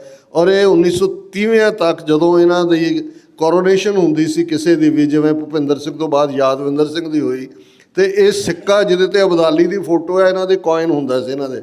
ਲੇਕਿਨ ਇਸ ਸਭ ਦੇ ਬਾਵਜੂਦ ਵੀ ਉਹਨਾਂ ਔਰ ਵੱਡੇ ਘੱਲੂਘਾਰੇ ਵੇਲੇ ਇਹਨਾਂ ਦਾ ਕੀ ਰੋਲ ਸੀ, ਇਹ ਸਭ ਦੇ ਬਾਵਜੂਦ ਵੀ ਉਹਨਾਂ ਨੇ ਸਿੱਖਾਂ ਨੇ ਐਟ ਟਾਈਮਸ ਉਹ ਕੂਲ ਡਾਊਨ ਹੀ ਰਹਿੰਦੇ ਸੀ। ਸੋ ਮੈਂ ਕਈ ਵਾਰ ਇਹ ਦੇਖਦਾ ਵੀ ਸਾਨੂੰ ਵੀ ਜਿਹੜਾ ਸਾਡਾ ਪੋਲਿਸੀ ਲਾਈਨ ਹੈ ਡਾਇਸਪੋਰਾ 'ਚ, ਇਸ ਵੇਲੇ ਵੱਡਾ ਰੋਲ ਡਾਇਸਪੋਰਾ ਦਾ ਹੋਏਗਾ। ਪੰਜਾਬ ਹਮੇਸ਼ਾ ਹੀ ਲੜਨ ਲਈ ਤਿਆਰ ਹੈ। ਸਿੱਖ ਕੌਮ ਨੂੰ ਠੀਕ ਕਾਲ ਚਾਹੀਦੀ ਹੈ, ਠੀਕ ਕ੍ਰੈਡੀਬਲ ਲੀਡਰਸ਼ਿਪ ਚਾਹੀਦੀ ਹੈ। ਸੋ ਸਾਨੂੰ ਆਪਣੇ ਲੈਵਲ ਦੇ ਉੱਤੇ ਪੋਲੀਟੀਕਲੀ, ਔਰ ਮੈਂ ਕੈਨੇਡਾ ਦੀ ਧਰਤੀ ਤੋਂ ਮੈਂ ਸਮਝਦਾ ਵੀ ਜਗਮੀਤ ਸਿੰਘ ਛੋਟਾ ਨਾਂ ਨਹੀਂ ਹੈ। ਜਸਟਿਨ ਟਰੂਡੋ ਨੇ ਬਹੁਤ ਵੱਡਾ ਕੰਮ ਕੀਤਾ, ਪਰ ਬਹੁਤ ਵਾਰ ਜਿਹੜੀਆਂ ਪੈੜਾਂ ਹੁੰਦੀਆਂ ਨੇ, ਜੇ ਤੁਸੀਂ ਬਹੁਤ ਛੋਟੇ ਛੋਟੇ ਨੁਕਤਿਆਂ 'ਤੇ ਕਿਸੇ ਨੂੰ ਕ੍ਰਿਟਿਸਿਜ਼ਮ ਦਾ ਸ਼ਿਕਾਰ ਬਣਾਓ, ਹਰ ਕੋਈ ਉਸ ਲੈਵਲ 'ਤੇ ਨਹੀਂ ਹੈ ਨਾ। ਸੋ ਇਹ ਸਾਰੇ ਹੀ ਸਟੈਪ ਨੇ ਜਿਹੜੇ ਲੀਵਰੇਜ ਲਈ ਜ਼ਰੂਰੀ ਨੇ ਪੋਲੀਟੀਕਲ ਸਿਸਟਮ 'ਚ ਹੋਣਾ। ਬੱਚਿਆਂ ਨੂੰ ਕੋਈ ਜਰਨਲਿਜ਼ਮ, ਕੋਈ ਲਾਅ, ਕੋਈ ਦੂਜੇ ਜਿਹੜੇ ਨੇ ਉਹਨਾਂ 'ਚ ਹੁਣ ਜਿਵੇਂ ਨਿਊਯਾਰਕ ਦੇ ਵਿੱਚ ਕਾਂਗਰਸਮੈਨ ਸਵਾਸੀ ਹੈ, ਉਹਨਾਂ ਦੇ ਆਫਿਸ 'ਚ ਬੀਬੀ ਤੇਜ ਕਿਰਨ ਕੌਰ ਕੰਮ ਕਰਦੀ ਹੈ। ਉਹਨੇ ਪਾਕਿਸਤਾਨ ਗੌਰਮੈਂਟ ਨੇ ਉਹਨੂੰ ਸੱਦਿਆ ਕਾਂਗਰਸਮੈਨ ਨੂੰ ਵੀ ਤੁਸੀਂ ਆਇਓ, ਪਾਕਿਸਤਾਨ ਦੀ ਵਪਾਰ ਇਹ ਉਹ। ਬੀਬੀ ਨੇ ਯਕੀਨੀ ਬਣਾਇਆ ਵੀ ਜੇ ਜਾਣਾ ਤਾਂ ਕਰਤਾਰਪੁਰ ਸਾਹਿਬ ਜ਼ਰੂਰ ਜਾਣਾ, ਐਂਡ ਹੀ ਵੈਂਟ ਦੇਅਰ। ਉੱਥੋਂ ਉਹਨੇ ਕਹਿਣ ਦਾ ਮਤਲਬ ਇਹ ਹੈ ਵੀ ਇਹ ਸਾਰੇ ਹੀ ਸਾਡੇ ਨੁਕਤੇ ਨੇ ਜਿੱਥੇ ਅਸੀਂ ਆਪਣੇ ਘਰਾਂ 'ਚੋਂ ਵੀ ਆਪਣੇ ਬੱਚਿਆਂ ਨੂੰ ਵੈਲ ਇਕਵਿਪ ਕਰੀਏ ਵਿਦ ਦਾ ਇਨਫੋਰਮੇਸ਼ਨ, ਐਂਡ ਜਥੇਬੰਦਕ ਲੈਵਲ 'ਤੇ ਕ੍ਰਾਸ ਪਰਪਸ ਦੇ ਉੱਤੇ ਬਿਆਨਬਾਜ਼ੀ ਨਹੀਂ ਹੋਣੀ ਚਾਹੀਦੀ। ਬਿਲਕੁਲ ਡਾਕਟਰ ਸਾਹਿਬ, ਮੇਰੇ ਸਵਾਲ ਇੰਨੇ ਹੀ ਸੀ। ਮੈਂ ਚਾਹੁੰਦਾ ਸੀ ਵੀ ਇਹ 4-5 ਸਵਾਲ ਸੀ ਜਿਹੜੇ ਮੈਂ ਕਰਨੇ ਸੀ, ਤੇ ਮੈਂ ਬੇਨਤੀ ਨਹੀਂ, ਆਵਾਜ਼ੇ ਖਲਕਤ ਵੀ ਸੀ ਬਹੁਤ ਵਾਰ, ਇਹ ਸਵਾਲ ਡਿਸਕਸ਼ਨਸ ਦਾ ਹਿੱਸਾ ਬਣਦੇ ਨੇ। ਬਿਲਕੁਲ ਉਹੀ ਸੰਗਤ ਦੇ ਸਵਾਲ ਨੇ ਤੇ ਜਿਹੜੇ ਮੈਂ ਸੋਚਦਾ ਸੀ। ਤੇ ਪੇਪਰ ਮੈਂ ਬੇਨਤੀ ਕਰਦਾ, ਜੇ ਸਵਾਲ ਲਿਖੇ ਹੋਣ ਕਿਸੇ ਦੇ ਤਾਂ ਪੇਪਰ ਕਲੈਕਟ ਕਰ ਲਿਓ, ਕਿਰਤ ਪੇਪਰ ਕਲੈਕਟ ਕਰ ਲਓ। ਤੇ ਜਿਹੜਾ ਸਵਾਲ ਇੱਕ ਮੈਨੂੰ ਆਇਆ ਆ ਮੈਂ ਜ਼ਰੂਰ ਕਰਨਾ। ਇਹ ਕੁਐਸਚਨ ਸੰਗਤ 'ਚੋਂ ਆ ਕਿਸੇ ਦਾ। How can we encourage youth who are hesitant to join Sikh sangharsh openly? How can they contribute without coming in the limelight? Second ਕੀ ਹੈ, ਫਿਰ ਪੜ੍ਹਿਓ। How can we encourage youth who are hesitant to join Sikh sangharsh openly? How can they contribute without coming in the limelight? ਹਾਂ, ਇਹ ਬੜਾ ਠੀਕ ਸਵਾਲ ਹੈ। ਦੇਖੋ, ਸਾਰੇ ਫਰੰਟ ਲਾਈਨ ਦੇ ਉੱਤੇ ਭਾਈ ਬਚਿੱਤਰ ਸਿੰਘ ਬਣ ਕੇ ਨਾਗਣੀ ਵਰਸ਼ਾ ਲੈ ਕੇ ਗੁਲਾਮੀ ਦੇ ਖਿਲਾਫ ਜੂਝਣ ਵਾਲੇ ਨਹੀਂ ਹੋਣੇ। ਸਾਨੂੰ ਪਹਿਲਾ ਪਾਰਟ ਤਾਂ ਦੇਖੋ ਇੰਨੇ ਸ਼ੋਬੇ ਨੇ, ਜਦੋਂ ਮੈਂ ਸੌਫਟ ਪਾਵਰ ਦੀ ਗੱਲ ਕੀਤੀ, ਸੇਵਾ ਦਾ ਆਸਪੈਕਟ ਇੱਕ ਇੰਪੋਰਟੈਂਟ ਆਸਪੈਕਟ ਹੈ। ਔਰ ਕੁਛ ਮਹੀਨੇ ਪਹਿਲਾਂ, ਸ਼ਾਇਦ 8-10 ਮਹੀਨੇ ਪਹਿਲਾਂ, ਯੂਕਰੇਨ ਤੋਂ ਇੱਕ ਉਹਨਾਂ ਦੇ ਮੈਂਬਰ ਪਾਰਲੀਮੈਂਟ ਦਾ ਡੈਲੀਗੇਸ਼ਨ ਆਇਆ, 5 ਕੁ ਉਹਨਾਂ ਦੇ ਮੈਂਬਰ ਸੀ। ਉਹਨਾਂ ਨੇ ਕਿਹਾ ਜੀ ਅਸੀਂ ਸਿੱਖਾਂ ਦੇ ਨਾਲ ਮਿਲਣਾ। ਮੈਨੂੰ ਉਹਨਾਂ ਦੇ ਯੂਨਾਈਟਿਡ ਸਿੱਖਸ ਜਿਨ੍ਹਾਂ ਨੇ ਸਭ ਤੋਂ ਪਹਿਲਾਂ ਉੱਥੇ ਜਾ ਕੇ ਯੂਕਰੇਨ ਵਾਰ ਵੇਲੇ ਪ੍ਰੋਜੈਕਟ ਸ਼ੁਰੂ ਕੀਤਾ, ਉਹਨਾਂ ਨੇ ਕਿਹਾ ਜੀ ਤੁਸੀਂ ਆਓ। ਉਹਨਾਂ ਦੀ ਲੀਡਰ ਜਿਹੜੀ ਬੀਬੀ ਹੈ, ਉਹਦੀਆਂ ਅੱਖਾਂ 'ਚ ਅੱਥਰੂ ਸੀ। ਉਹਨੇ ਕਿਹਾ ਜੀ ਜਦੋਂ ਰੂਸ ਨੇ ਹਮਲਾ ਕੀਤਾ ਹੈ ਔਰ ਸਾਡੇ ਨਾਲ ਬਹੁਤੇ ਖਲੋਣ ਵਾਲੇ ਨਹੀਂ ਸੀ, ਅਸੀਂ ਦੇਖਿਆ ਵੀ ਅਜੀਬ ਲੋਕ ਜਿਨ੍ਹਾਂ ਨੂੰ ਅਸੀਂ ਜਾਣਦੇ ਵੀ ਨਹੀਂ, ਉਹਨਾਂ ਨੇ ਆ ਕੇ ਉੱਥੇ ਟੈਂਟ ਲਾਇਆ, ਹੌਟ ਫੂਡ ਸਰਵ ਕਰ ਰਹੇ ਨੇ, ਦੂਜੇ ਨੇ। ਅਸੀਂ ਪਹਿਲੀ ਵਾਰ ਸੁਣਿਆ ਵੀ ਇਹ ਸਿੱਖ ਨੇ। ਔਰ ਉਹਨਾਂ ਨੇ ਕਿਹਾ ਵੀ ਅਸੀਂ ਇੰਨਾ ਇਨ ਗ੍ਰੈਟੀਚਿਊਡ ਹੈ ਕਿ we will like to do something for you guys when the time comes. ਹੁਣ ਇਹ ਸਾਡੀ ਸੌਫਟ ਪਾਵਰ ਸੀ ਕਿ ਉਹਦੇ ਥੱਲੇ ਔਰ ਯੂਨਾਈਟਿਡ ਸਿੱਖਸ ਨੇ ਉੱਥੇ ਜਾ ਕੇ ਜਿਹੜਾ ਕੰਮ ਕੀਤਾ। ਇਸੇ ਤਰ੍ਹਾਂ ਖਾਲਸਾ ਏਡ ਨਾਲ ਰਿਲੇਟਡ ਹੈ, ਜੇ ਗੁੱਡਵਿਲ ਹੈ, ਦੂਸਰਾ ਹੈ। ਸੋ ਮੈਂ ਸਮਝਦਾ ਵੀ ਯੂਥ ਪਹਿਲੀ ਗੱਲ ਤਾਂ ਹਰ ਇੱਕ ਦੇ ਇੱਕ ਸੁਭਾਅ ਦਾ ਹਿੱਸਾ ਹੁੰਦਾ ਹੈ।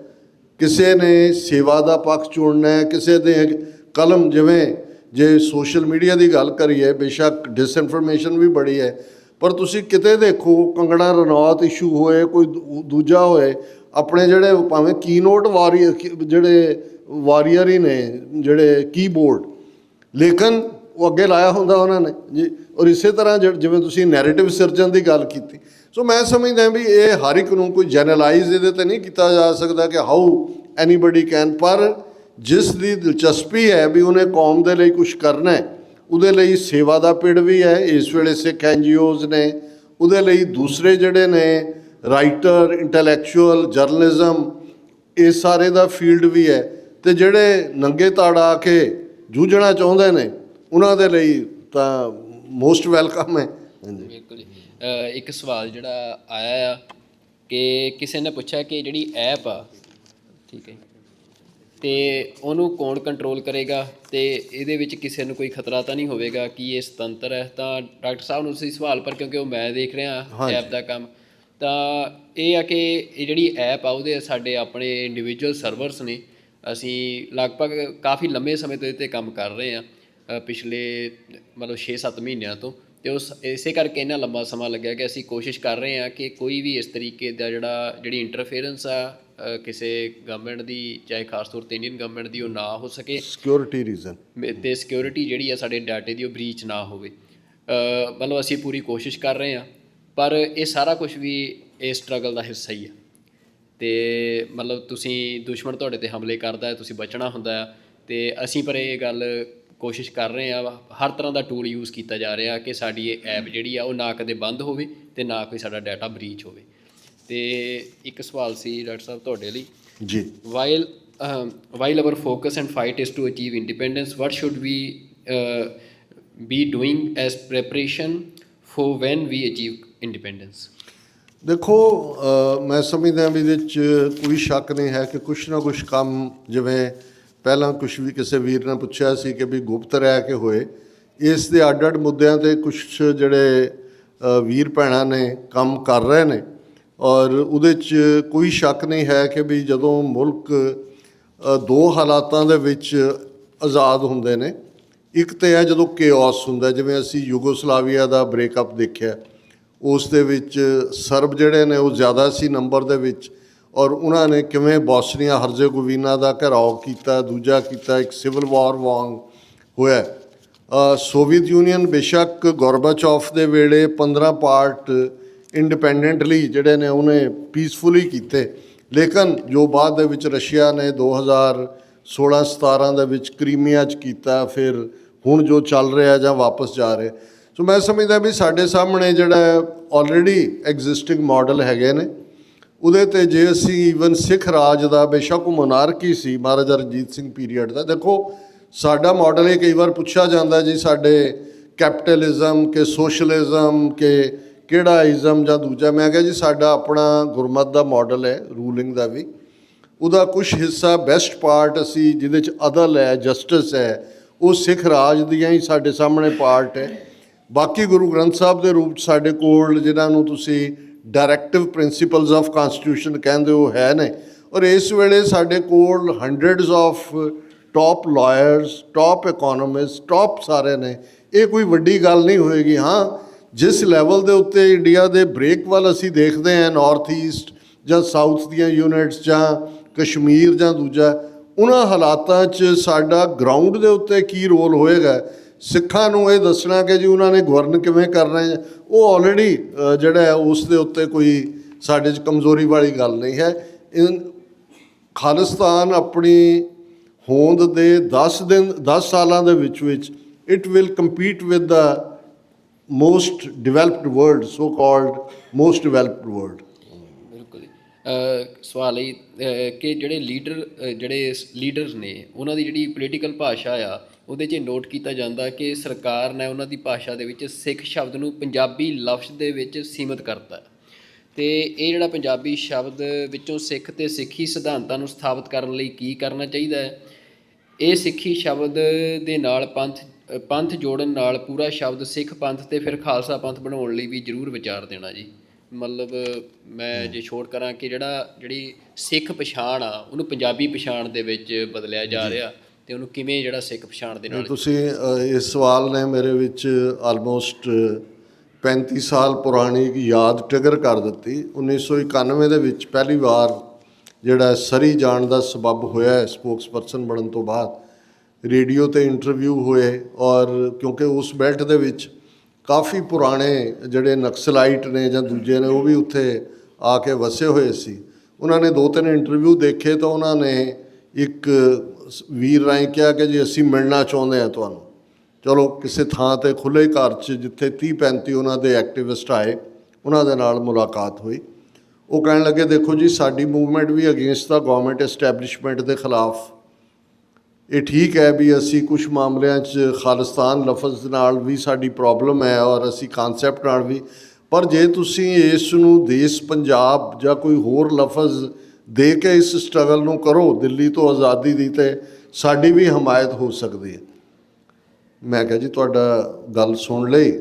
ਮੈਂ ਕਿਹਾ ਤੁਸੀਂ ਪੰਜਾਬ ਨੂੰ ਇੰਡਸ ਵੈਲੀ ਸਿਵਲਾਈਜੇਸ਼ਨ ਨਾਲ ਜੋੜ ਦਿਓ ਕਿ ਉੱਥੋਂ, ਹਾਲਾਂ ਪੰਜਾਬ ਲਫ਼ਜ਼ ਅਕਬਰ ਦੇ ਵੇਲੇ ਪਹਿਲੀ ਵਾਰ ਰੈਕਡ ਦੇ ਵਿੱਚ ਆਇਆ ਜਾਂ ਕਹਿੰਦੇ ਜੀ ਹਾਂ। ਮੈਂ ਕਿਹਾ ਜੀ ਗੁਰੂ ਨਾਨਕ ਸਾਹਿਬ ਤੋਂ ਪਹਿਲਾਂ 5 ਪ੍ਰੋਮੀਨੈਂਟ ਪੰਜਾਬੀਆਂ ਦੇ ਨਾਂ ਦੱਸੋ 5000 ਸਾਲ ਦੀ ਹਿਸਟਰੀ 'ਚ ਇੰਡਸ ਵੈਲੀ ਦੀ।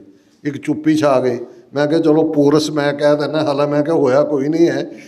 ਕਿਸੇ ਮਾਂ ਨੇ, ਉਹ ਹਿੰਦੂ ਮੁਸਲਮਾਨ ਸਿੱਖ ਹੋਏ, ਆਪਣੇ ਪੁੱਤਰ ਦਾ ਨਾਂ ਪੋਰਸ ਨਹੀਂ ਰੱਖਿਆ। ਅਤੇ ਵੈਸੇ ਜੇ ਦੇਖਣਾ ਹੋਏ ਤਾਂ ਉਹਨੇ ਸਿਕੰਦਰ ਦੇ ਬਿਹਾਫ 'ਤੇ ਹੀ ਰਾਜ ਕੀਤਾ, ਮੁੜ ਕੇ ਦਬਾਇਆ ਆਪਣੇ ਲੋਕਾਂ ਨੂੰ। ਮੈਂ ਕਿਹਾ ਚਲੋ ਮੰਨ 2 ਮਿੰਟ ਸਨਾਟਾ ਛਾਇਆ ਰਿਹਾ। ਮੈਂ ਕਿਹਾ ਜੇ ਪੰਜਾਬ ਦੀ ਧਰਤੀ ਦਾ ਖਮੀਰ ਗੁਰੂ ਨਾਨਕ ਪਾਤਸ਼ਾਹ ਦੇ ਆਉਣ ਨਾਲ ਬਦਲਦਾ ਹੈ, ਉਹੀ ਬਲਕਾਰ ਸਿੱਖ ਯੋਧੇ ਪਛਾਣ ਦਿੰਦੇ ਨੇ। ਪਹਿਲੀ ਵਾਰ ਮਹਾਰਾਜਾ ਰਣਜੀਤ ਸਿੰਘ ਦੇ ਰੂਪ 'ਚ ਸੱਚਮੁੱਚ ਜਿਹੜਾ ਲਾਹੌਰ ਦਰਬਾਰ ਸਰਕਾਰੇ ਖਾਲਸਾ ਜੀਓ ਪੰਜਾਬ ਦੇ ਤੌਰ 'ਤੇ ਵੀ ਤੁਹਾਡੀ ਸਮੱਸਿਆ ਕੀ ਹੈ। ਸੋ ਮੈਂ ਸਮਝਦਾ ਵੀ ਇਹ ਅਗੇਨ ਜਿਹੜਾ ਉਹ ਇੱਕ ਯਤਨ ਹੈ, ਔਰ ਇਸ ਨੂੰ ਤੁਸੀਂ ਇਹ ਦੇਖੋਗੇ ਕਿ ਜਿਹੜੇ ਸਰਕਾਰੀ ਉਹਦੇ 'ਚ IK ਗੁਜਰਾਲ, ਕੁਲਦੀਪ ਨਈਅਰ ਵਰਗੇ ਲੋਕ, ਜਾਂ ਅੱਜ ਵੀ ਜਿਹੜੇ ਤੁਹਾਨੂੰ ਸੁਬਰਾਮਨੀਅਮ ਸਵਾਮੀ ਵਰਗੇ ਹਿੰਦੂਤਵਾ ਦਾ ਆਈਡੀਆਲੋਗ ਹੈ, ਸੰਤ ਭਿੰਡਾਂ ਵਾਲਿਆਂ ਦੀ ਤਾਰੀਫ ਕਰੇਗਾ, ਦੂਜਾ ਕਰੇਗਾ, ਲੱਗੇਗਾ ਕਿ ਜੀ ਇਹ। ਸੋ ਮੈਂ ਸਮਝਦਾ ਇਹ ਬਹੁਤ ਖਤਰਨਾਕ ਗੱਲ ਹੈ। ਪਹਿਲੀ ਗੱਲ ਤਾਂ ਵੈਸੇ ਵੀ ਜਦੋਂ ਪੰਜਾਬ ਸਪਤ ਸਿੰਧੂ ਤੋਂ ਪੰਜਾਬ ਤੱਕ ਦਾ ਸਫ਼ਰ ਹੈ, ਉਦੋਂ 5 ਦਰਿਆ ਸਨ। ਹੁਣ ਤਾਂ ਵੈਸੇ ਵੀ ਟੈਕਨੀਕਲੀ ਇਹਦਾ ਕੋਈ ਮਤਲਬ ਨਹੀਂ ਹੈ। ਅਤੇ ਵੈਸੇ ਵੀ ਜਿਹੜਾ ਸਿੱਖ ਸੱਭਿਆਚਾਰ ਹੈ ਉਹ ਆਲ ਇਨਕਲੂਸਿਵ ਹੈ। ਸਿੱਖ ਮਹਿਜ਼ ਇੱਕ ਧਰਮ ਤੱਕ ਮਹਿਦੂਦ ਨਹੀਂ ਹੈ, ਸਾਡੀ ਤਹਿਜ਼ੀਬ ਹੈ, ਸਾਡੀ ਬੋਲੀ ਹੈ। ਸਾਡੇ ਕੋਲ ਅੱਜ 50,350 ਸਕੁਅਰ ਕਿਲੋਮੀਟਰ ਦਾ ਏਰੀਆ ਹੈ। 250 ਸਾਲ ਗੁਰੂ ਸਾਹਿਬਾਨ ਨੇ ਉਸ ਧਰਤੀ ਦੇ ਉੱਤੇ ਉਹ ਬਲਕਾਰ ਯੋਧੇ ਸਿਰਜੇ ਨੇ, ਜਿਨ੍ਹਾਂ ਨੂੰ ਜਿਹੜੀ ਵੀ ਕਿਸੇ ਸੱਭਿਅਤਾ ਨੂੰ ਚੀਜ਼ ਚਾਹੀਦੀ ਹੈ ਉਹ ਸਿੱਖੀ ਨੇ ਪ੍ਰੋਵਾਈਡ ਕੀਤੀ ਹੋਈ ਹੈ। ਸੋ ਖਾਲਸਾ ਜਾਂ ਖਾਲਿਸਤਾਨ ਲਫ਼ਜ਼ ਦੇ ਨਾਲ ਹੀ ਸਾਨੂੰ ਸਟਿਕ ਕਰਨਾ ਚਾਹੀਦਾ, ਪਰ ਇਹ ਸਾਡਾ ਮੈਸੇਜ ਹੋਣਾ ਚਾਹੀਦਾ ਵੀ ਅਸੀਂ ਆਲ ਇਨਕਲੂਸਿਵ ਹੈ, ਕੋਈ ਨਫ਼ਰਤ ਦੀ ਕੋਈ ਥਾਂ ਨਹੀਂ ਹੈ। ਔਰ ਇਹ ਖਾਲਿਸਤਾਨ ਦਾ ਐਲਾਨਨਾਮਾ ਵੀ ਜ਼ਿਕਰ ਉਹਦੇ 'ਚ ਵੀ ਹੈ ਕਿ ਭਾਈ ਅੱਜ ਤੋਂ ਖਾਲਸੇ ਦਾ ਆਪਣਾ ਘਰ ਖਾਲਿਸਤਾਨ ਹੋਏਗਾ, ਜਿੱਥੇ ਖਾਲਸੇ ਦੀਆਂ ਚੌਕੀਆਂ, ਝੰਡੇ ਬੁੰਗੇ ਜੁਗੋ ਜੁਗ ਅਟੱਲ ਹੋਣਗੇ, ਅਤੇ 10 ਨੋਹਾਂ ਦੀ ਕਿਰਤ ਕਮਾਈ ਕਰਨ ਵਾਲਿਆਂ ਦਾ ਰਾਜ ਭਾਗ 'ਤੇ ਪੂਰਾ ਕੰਟਰੋਲ ਹੋਏਗਾ। ਸੋ ਸਾਡਾ ਗੁਰਮਤ ਮਾਡਲ ਦੁਨੀਆ ਦੇ 193 ਦੇਸ਼ਾਂ ਤੋਂ ਬਾਅਦ ਇੱਕ ਆਈਡੀਅਲ ਮਾਡਲ ਹੋਏਗਾ। ਅੱਜ ਕੈਪੀਟਲਿਜ਼ਮ ਦੀਆਂ ਵੀਕਨੈਸਿਸ ਨੇ, ਕਮਿਊਨਿਜ਼ਮ ਦਾ ਅਸੀਂ ਚੜ੍ਹਾਅ ਅਤੇ ਉਤਰਾਅ ਦੇਖਿਆ। ਸੋ ਗੁਰਮਤ ਮਾਡਲ ਅਲਟੀਮੇਟਲੀ ਕੰਪਲੀਟ ਮਾਡਲ ਹੈ, ਜਿਹੜਾ ਘਾਲ ਖਾਏ ਕਿਸ ਹੱਥੋਂ ਦੇ, ਨਾਨਕ ਰਾਹ ਪਛਾਣੇ ਸੇ, ਇਸ ਦਾ ਆਧਾਰ ਹੋਏਗਾ ਇਹ। ਬਿਲਕੁਲ ਜੀ। ਆਖਰੀ ਸਵਾਲ ਹੈ ਡਾਕਟਰ ਸਾਹਿਬ ਕਿ ਸੰਘਰਸ਼ ਵਿੱਚ ਚੱਲਦਿਆਂ ਆਮ ਹੀ ਆਖ ਦਿੱਤਾ ਜਾਂਦਾ ਹੈ ਕਿ ਚੀਚੀ ਨੂੰ ਖੂਨ ਨਹੀਂ ਲੱਗਿਆ ਅਤੇ ਕੌਮ ਦੀ ਅਗਵਾਈ ਕਰਨਾ ਚਾਹੁੰਦੇ ਨੇ। ਇਹ ਕਿੰਨਾ ਕੁ ਜ਼ਰੂਰੀ ਹੈ ਕਿ ਕੌਮ ਦਾ ਕੰਮ ਕਰਨ ਲਈ ਚੀਚੀ ਨੂੰ ਖੂਨ ਲੱਗਾ ਹੋਣਾ ਜ਼ਰੂਰੀ ਹੈ? ਕੀ ਕੋਈ ਨਵਾਂ ਇਨਸਾਨ ਕੌਮ ਦੀ ਅਗਵਾਈ ਕਰਨ ਦੇ ਕਾਬਲ ਨਹੀਂ ਹੋ ਸਕਦਾ? ਦੇਖੋ, ਵਿਚਾਰ ਦੇ ਵਿੱਚ ਮੁਹੰਮਦ ਅਲੀ ਜਿਨ੍ਹਾਂ ਦਾ ਜ਼ਿਕਰ ਹੋਇਆ, ਕਾਇਦੇ ਆਜ਼ਮ ਬੈਸਟ ਡਰੈਸਡ ਮੈਨ ਸੀ ਉਸ ਜ਼ਮਾਨੇ ਦਾ। ਜਿਹੜੀ ਟਾਈ ਉਹਨੇ ਇੱਕ ਵਾਰ ਬੰਨੀ, ਉਹਨੇ ਦੁਬਾਰਾ ਨਹੀਂ ਬੰਨੀ। ਇੱਕ ਵਾਰ ਵੀ ਉਹ ਜੇਲ੍ਹ ਨਹੀਂ ਗਿਆ, ਇੱਕ ਦਿਨ ਵੀ ਜੇਲ੍ਹ 'ਚ ਨਹੀਂ ਕੱਟਿਆ। ਨਾ ਹੀ ਉਹਨੇ ਆਪਣੀ ਕੌਮ ਨੂੰ ਉਸ ਅਜ਼ਾਬ ਦੇ ਵਿੱਚ ਪਾਇਆ ਕਿ ਜੀ ਉਹ ਲਾਅ ਅਬਾਈਡਿੰਗ ਸੀ। ਜੇ ਗਾਂਧੀ ਨੇ ਖਿਲਾਫਤ ਮੂਵਮੈਂਟ ਦੀ ਹਮਾਇਤ ਕੀਤੀ, ਉਹਨੇ ਕਿਹਾ ਵੀ ਨਹੀਂ, ਇਹ ਵਿੱਚ ਨਾ ਵਾੜੋ ਲਿਆ ਕੇ ਮਜ਼ਹਬ ਨੂੰ। ਔਰ ਦੂਸਰਾ, ਔਰ ਡਿਲੀਵਰ ਕੀਤਾ ਉਹਨੇ, ਜਿਵੇਂ ਮੈਂ ਲਫ਼ਜ਼ ਇਸਤੇਮਾਲ ਕਰਦਾ ਕਿ he drew victory out of the jaws of defeat British ਸਾਮਰਾਜ, ਕਾਂਗਰਸ ਔਰ ਐਨਮੀ ਨੂੰ ਚੰਗੀ ਤਰ੍ਹਾਂ ਸਮਝਿਆ। ਇਹ ਇੱਕ ਆਪਣੀ ਥਾਂ ਹੈ ਕਿ ਵੀ, ਲੇਕਿਨ ਸਮਹਾਉ ਮੈਨੂੰ ਯਾਦ ਹੈ ਕਿ ਇੱਕ ਸੱਜਣ ਕਹਿਣ ਲੱਗੇ ਕਿ ਵੀ ਅਕਾਲੀ ਟਿਕਟਾਂ ਵੰਡ ਰਹੇ ਸੀ, ਉਹਨਾਂ ਦੀ ਪਾਰਲੀਮਾਨੀ ਬੋਰਡ ਦੇ ਸਾਹਮਣੇ ਮੇਰੀ ਪੇਸ਼ੀ ਹੋਈ। ਰਿਟਾਇਰਡ ਵੱਡੇ ਆਫਿਸਰ ਸੀ ਹੈਲਥ ਡਿਪਾਰਟਮੈਂਟ 'ਚੋਂ, ਅਤੇ ਉਹ ਜਦੋਂ ਕਹਿੰਦੇ, ਮੈਂ ਕਿਹਾ ਜੀ ਮੈਨੂੰ ਇੱਥੋਂ ਮੋਹਾਲੀ ਤੋਂ ਜਾਂ ਦਿਓ ਜਿਹੜੀ ਸੀਟ, ਅਤੇ ਕਹਿੰਦੇ ਉਹਨਾਂ ਨੇ ਪੁੱਛਿਆ ਵੀ ਡਾਕਟਰ ਸਾਹਿਬ ਕਿੰਨੀ ਦੇਰ ਜੇਲ੍ਹ ਕਿੰਨੀ ਦੇਰ ਕੱਟੀ ਹੈ? ਉਹ ਕਹਿੰਦੇ ਜੀ ਆਪਣੇ ਤਾਂ ਜਥੇਦਾਰ ਬੈਠੇ ਨੇ, ਇਹਨਾਂ ਨੇ ਇੰਨੀ ਜੇਲ੍ਹ ਕੱਟੀ, ਇਹਨਾਂ ਨੇ ਕੱਟੀ। ਇਹਦੇ 'ਚ ਇਹ ਇੱਕ ਵੀਕਨੈਸ ਜ਼ਰੂਰ ਹੈ। ਔਰ ਕਈ ਵਾਰ ਅਸੀਂ ਜਿਹੜੇ ਉੱਭਰਵੀਂ ਲੀਡਰਸ਼ਿਪ ਹੁੰਦੀ ਹੈ ਉਹਨੂੰ ਡਾਊਨ ਕਰਨ ਲਈ ਵੀ, ਇਕੱਲਾ ਇਹੀ ਨਹੀਂ ਹੁੰਦਾ, ਈਵਨ ਜਿਹੜੇ ਕਈ ਵਾਰ ਸਿੱਖੀ ਸਰੂਪ 'ਚ ਨਹੀਂ ਨੇ, ਉਹ ਜਦੋਂ ਸ਼ੁਰੂ 'ਚ ਆਉਂਦੇ ਸੀ ਅਤੇ ਜਿੱਥੇ ਬਾਕੀ ਦਲੀਲ ਮੁੱਕ ਜਾਂਦੇ ਸੀ, ਉਹ ਕਹਿੰਦੇ ਪਹਿਲਾਂ ਆਪਣੀ ਸ਼ਕਲ ਦੇਖ ਜਾ ਕੇ ਸ਼ੀਸ਼ੇ 'ਚ ਵੀ ਤੂੰ। ਸੋ ਮੈਂ ਸਮਝਦਾ ਵੀ ਕੁਛ ਚੀਜ਼ਾਂ ਨੇ ਜਿਨ੍ਹਾਂ ਨੂੰ ਅਸੀਂ ਓਵਰਨਾਈਟ ਨਹੀਂ ਬਦਲ ਸਕਦੇ। ਕੁਰਬਾਨੀ ਦਾ, ਸ਼ਹੀਦਾਂ ਦਾ, ਉਹਨਾਂ ਦੇ ਪਰਿਵਾਰਾਂ ਦਾ ਸਤਿਕਾਰ ਰਹਿਣਾ ਚਾਹੀਦਾ ਹੈ। ਪਰ ਇਸ ਬਿਨਾਂ ਦੇ ਉੱਤੇ ਜਿਹੜੀ ਅਸੀਂ ਲੀਡਰਸ਼ਿਪ ਵੀ ਦਿੰਦੇ ਰਹੇ, ਜਿਹੜੀ ਇਹਨਾਂ 40 ਸਾਲਾਂ 'ਚ ਵੀ ਹੋਇਆ, ਅਤੇ ਉਹਨਾਂ ਤੋਂ ਫਿਰ ਸਾਡੀ ਤਵੱਕੋ ਵੀ ਰਹੀ ਕਿ ਹੋਏ ਉਹ ਡਿਲੀਵਰ ਨਹੀਂ ਕਰ ਪਾਏ, ਕਿਉਂਕਿ ਇਹ ਵਿਰਲੇ ਟਾਵੇਂ ਹੁੰਦੇ ਨੇ ਜਿਹੜੇ ਇਸ ਰਸਤੇ 'ਤੇ ਤੁਰ ਨਿਕਲਦੇ ਨੇ ਔਰ ਉਹਨਾਂ ਨੂੰ ਗੁਰੂ ਦੀ ਗੋਦ ਹਾਸਲ ਹੁੰਦੀ ਹੈ। ਸੋ ਪਰ ਜਿਹੜੀਆਂ ਚੀਜ਼ਾਂ ਕੁਛ ਤਹਿਜ਼ੀਬ ਦੀਆਂ ਨੇ, ਉਹ ਉਹਨਾਂ ਦੇ ਨਾਲ ਵੀ ਸਾਨੂੰ ਜੂਝਣਾ ਪੈਂਦਾ। ਕੋਈ ਜ਼ਰੂਰੀ ਨਹੀਂ ਹੈ ਕਿ ਕੋਈ ਆਲ ਆਫ ਏ ਸਡਨ ਨਵੇਂ ਆਈਡੀਆਜ਼ ਲੈ ਕੇ ਆਏ ਤਾਂ ਸਾਰੇ ਕਹਿਣ ਵੀ ਤੂੰ ਸਾਡਾ ਲੀਡਰ ਹੈ। ਵਰਥ ਤਾਂ ਤੁਹਾਨੂੰ ਪ੍ਰੂਵ ਕਰਨਾ ਪਏਗਾ, ਆਪਣੀ ਸਿੰਸੈਰਿਟੀ ਵੀ ਔਰ ਆਪਣੇ ਅਮਲ ਦੇ ਨਾਲ ਵੀ। ਬਿਲਕੁਲ ਡਾਕਟਰ ਸਾਹਿਬ, ਮੈਂ ਜ਼ਰੂਰ ਮਤਲਬ ਇਹ ਗੱਲ ਆਮ ਅਸੀਂ ਕਈ ਵਾਰ ਕਹੀਦੀ ਆ ਕਿ ਜਿਹੜੀ ਇਹ ਸਿਆਸਤ ਚੱਲੀ ਆ ਕਿ ਸ਼ਹੀਦ ਪਰਿਵਾਰ ਨੂੰ ਲੀਡਰਸ਼ਿਪ ਦੇਣੀ ਕੌਮ ਦੀ, ਕਿ ਸ਼ਹੀਦ ਪਰਿਵਾਰ ਦਾ ਨਹੀਂ ਹੁੰਦਾ, ਸ਼ਹੀਦ ਕੌਮ ਦਾ ਹੁੰਦਾ, ਇਸੇ ਕਰਕੇ ਉਹ ਸ਼ਹੀਦ ਹੁੰਦਾ ਆ। ਅਤੇ ਸਾਰੇ ਸਵਾਲ ਜਿਹੜੇ ਮੇਰੇ ਵੀ ਸੀ ਅਤੇ ਜਿਹੜੇ ਸੰਗਤ ਵੱਲੋਂ ਵੀ ਆਏ, ਤੁਸੀਂ ਉਹਨਾਂ ਦੇ ਜਵਾਬ ਦਿੱਤੇ। ਅਤੇ ਮੇਰੀ ਤਾਂ ਮਤਲਬ ਇਹ, ਕਿਉਂਕਿ ਭਾਵੇਂ ਮੈਂ ਤੁਹਾਡੇ ਡਾਕਟਰ ਸਾਹਿਬ ਨਾਲ ਵੈਸੇ ਸ਼ੋਅ ਵੀ ਕਰਦਾ, ਪਰ ਅੱਜ ਜਿਹੜੇ ਸਵਾਲ ਸੀ ਇਹ ਕੁਛ ਸਟਰਗਲ ਨੂੰ ਲੈ ਕੇ ਐਜ਼ ਐਕਟਿਵਿਸਟ ਵੀ ਮੇਰੇ ਮਨ 'ਚ ਹੈਗੇ ਸੀ। ਬਹੁਤ ਤੇ ਚੰਗੇ ਢੰਗ ਨਾਲ ਕੰਡਕਟ ਕੀਤਾ ਇਹ ਸਾਰਿਆਂ ਨੂੰ। ਧੰਨਵਾਦ ਜੀ ਤੁਹਾਡਾ। ਅਤੇ ਨਾਲ ਹੀ ਸਾਰੀ ਸੰਗਤ ਦਾ TV 84 ਵੱਲੋਂ ਵੀ ਬਹੁਤ ਧੰਨਵਾਦ ਕਿ ਤੁਸੀਂ ਆਪਣੇ ਕੀਮਤੀ ਸਮੇਂ 'ਚੋਂ, ਅੱਜ ਸ਼ੁੱਕਰਵਾਰ ਸੀ, ਫਰਾਈਡੇ ਸੀ, ਕਿਉਂਕਿ ਡਾਕਟਰ ਸਾਹਿਬ ਦਾ ਸਕੈਜੂਲ ਬਿਜ਼ੀ ਸੀ, ਇਸ ਕਰਕੇ ਕੱਲ੍ਹ ਵਾਪਸੀ ਆ ਅਤੇ ਸਾਨੂੰ ਅੱਜ ਇਹ ਪ੍ਰੋਗਰਾਮ ਰੱਖਣਾ ਪਿਆ। ਅਤੇ ਤੁਹਾਡਾ ਸਾਰਿਆਂ ਦਾ ਹੀ ਬਹੁਤ ਧੰਨਵਾਦ।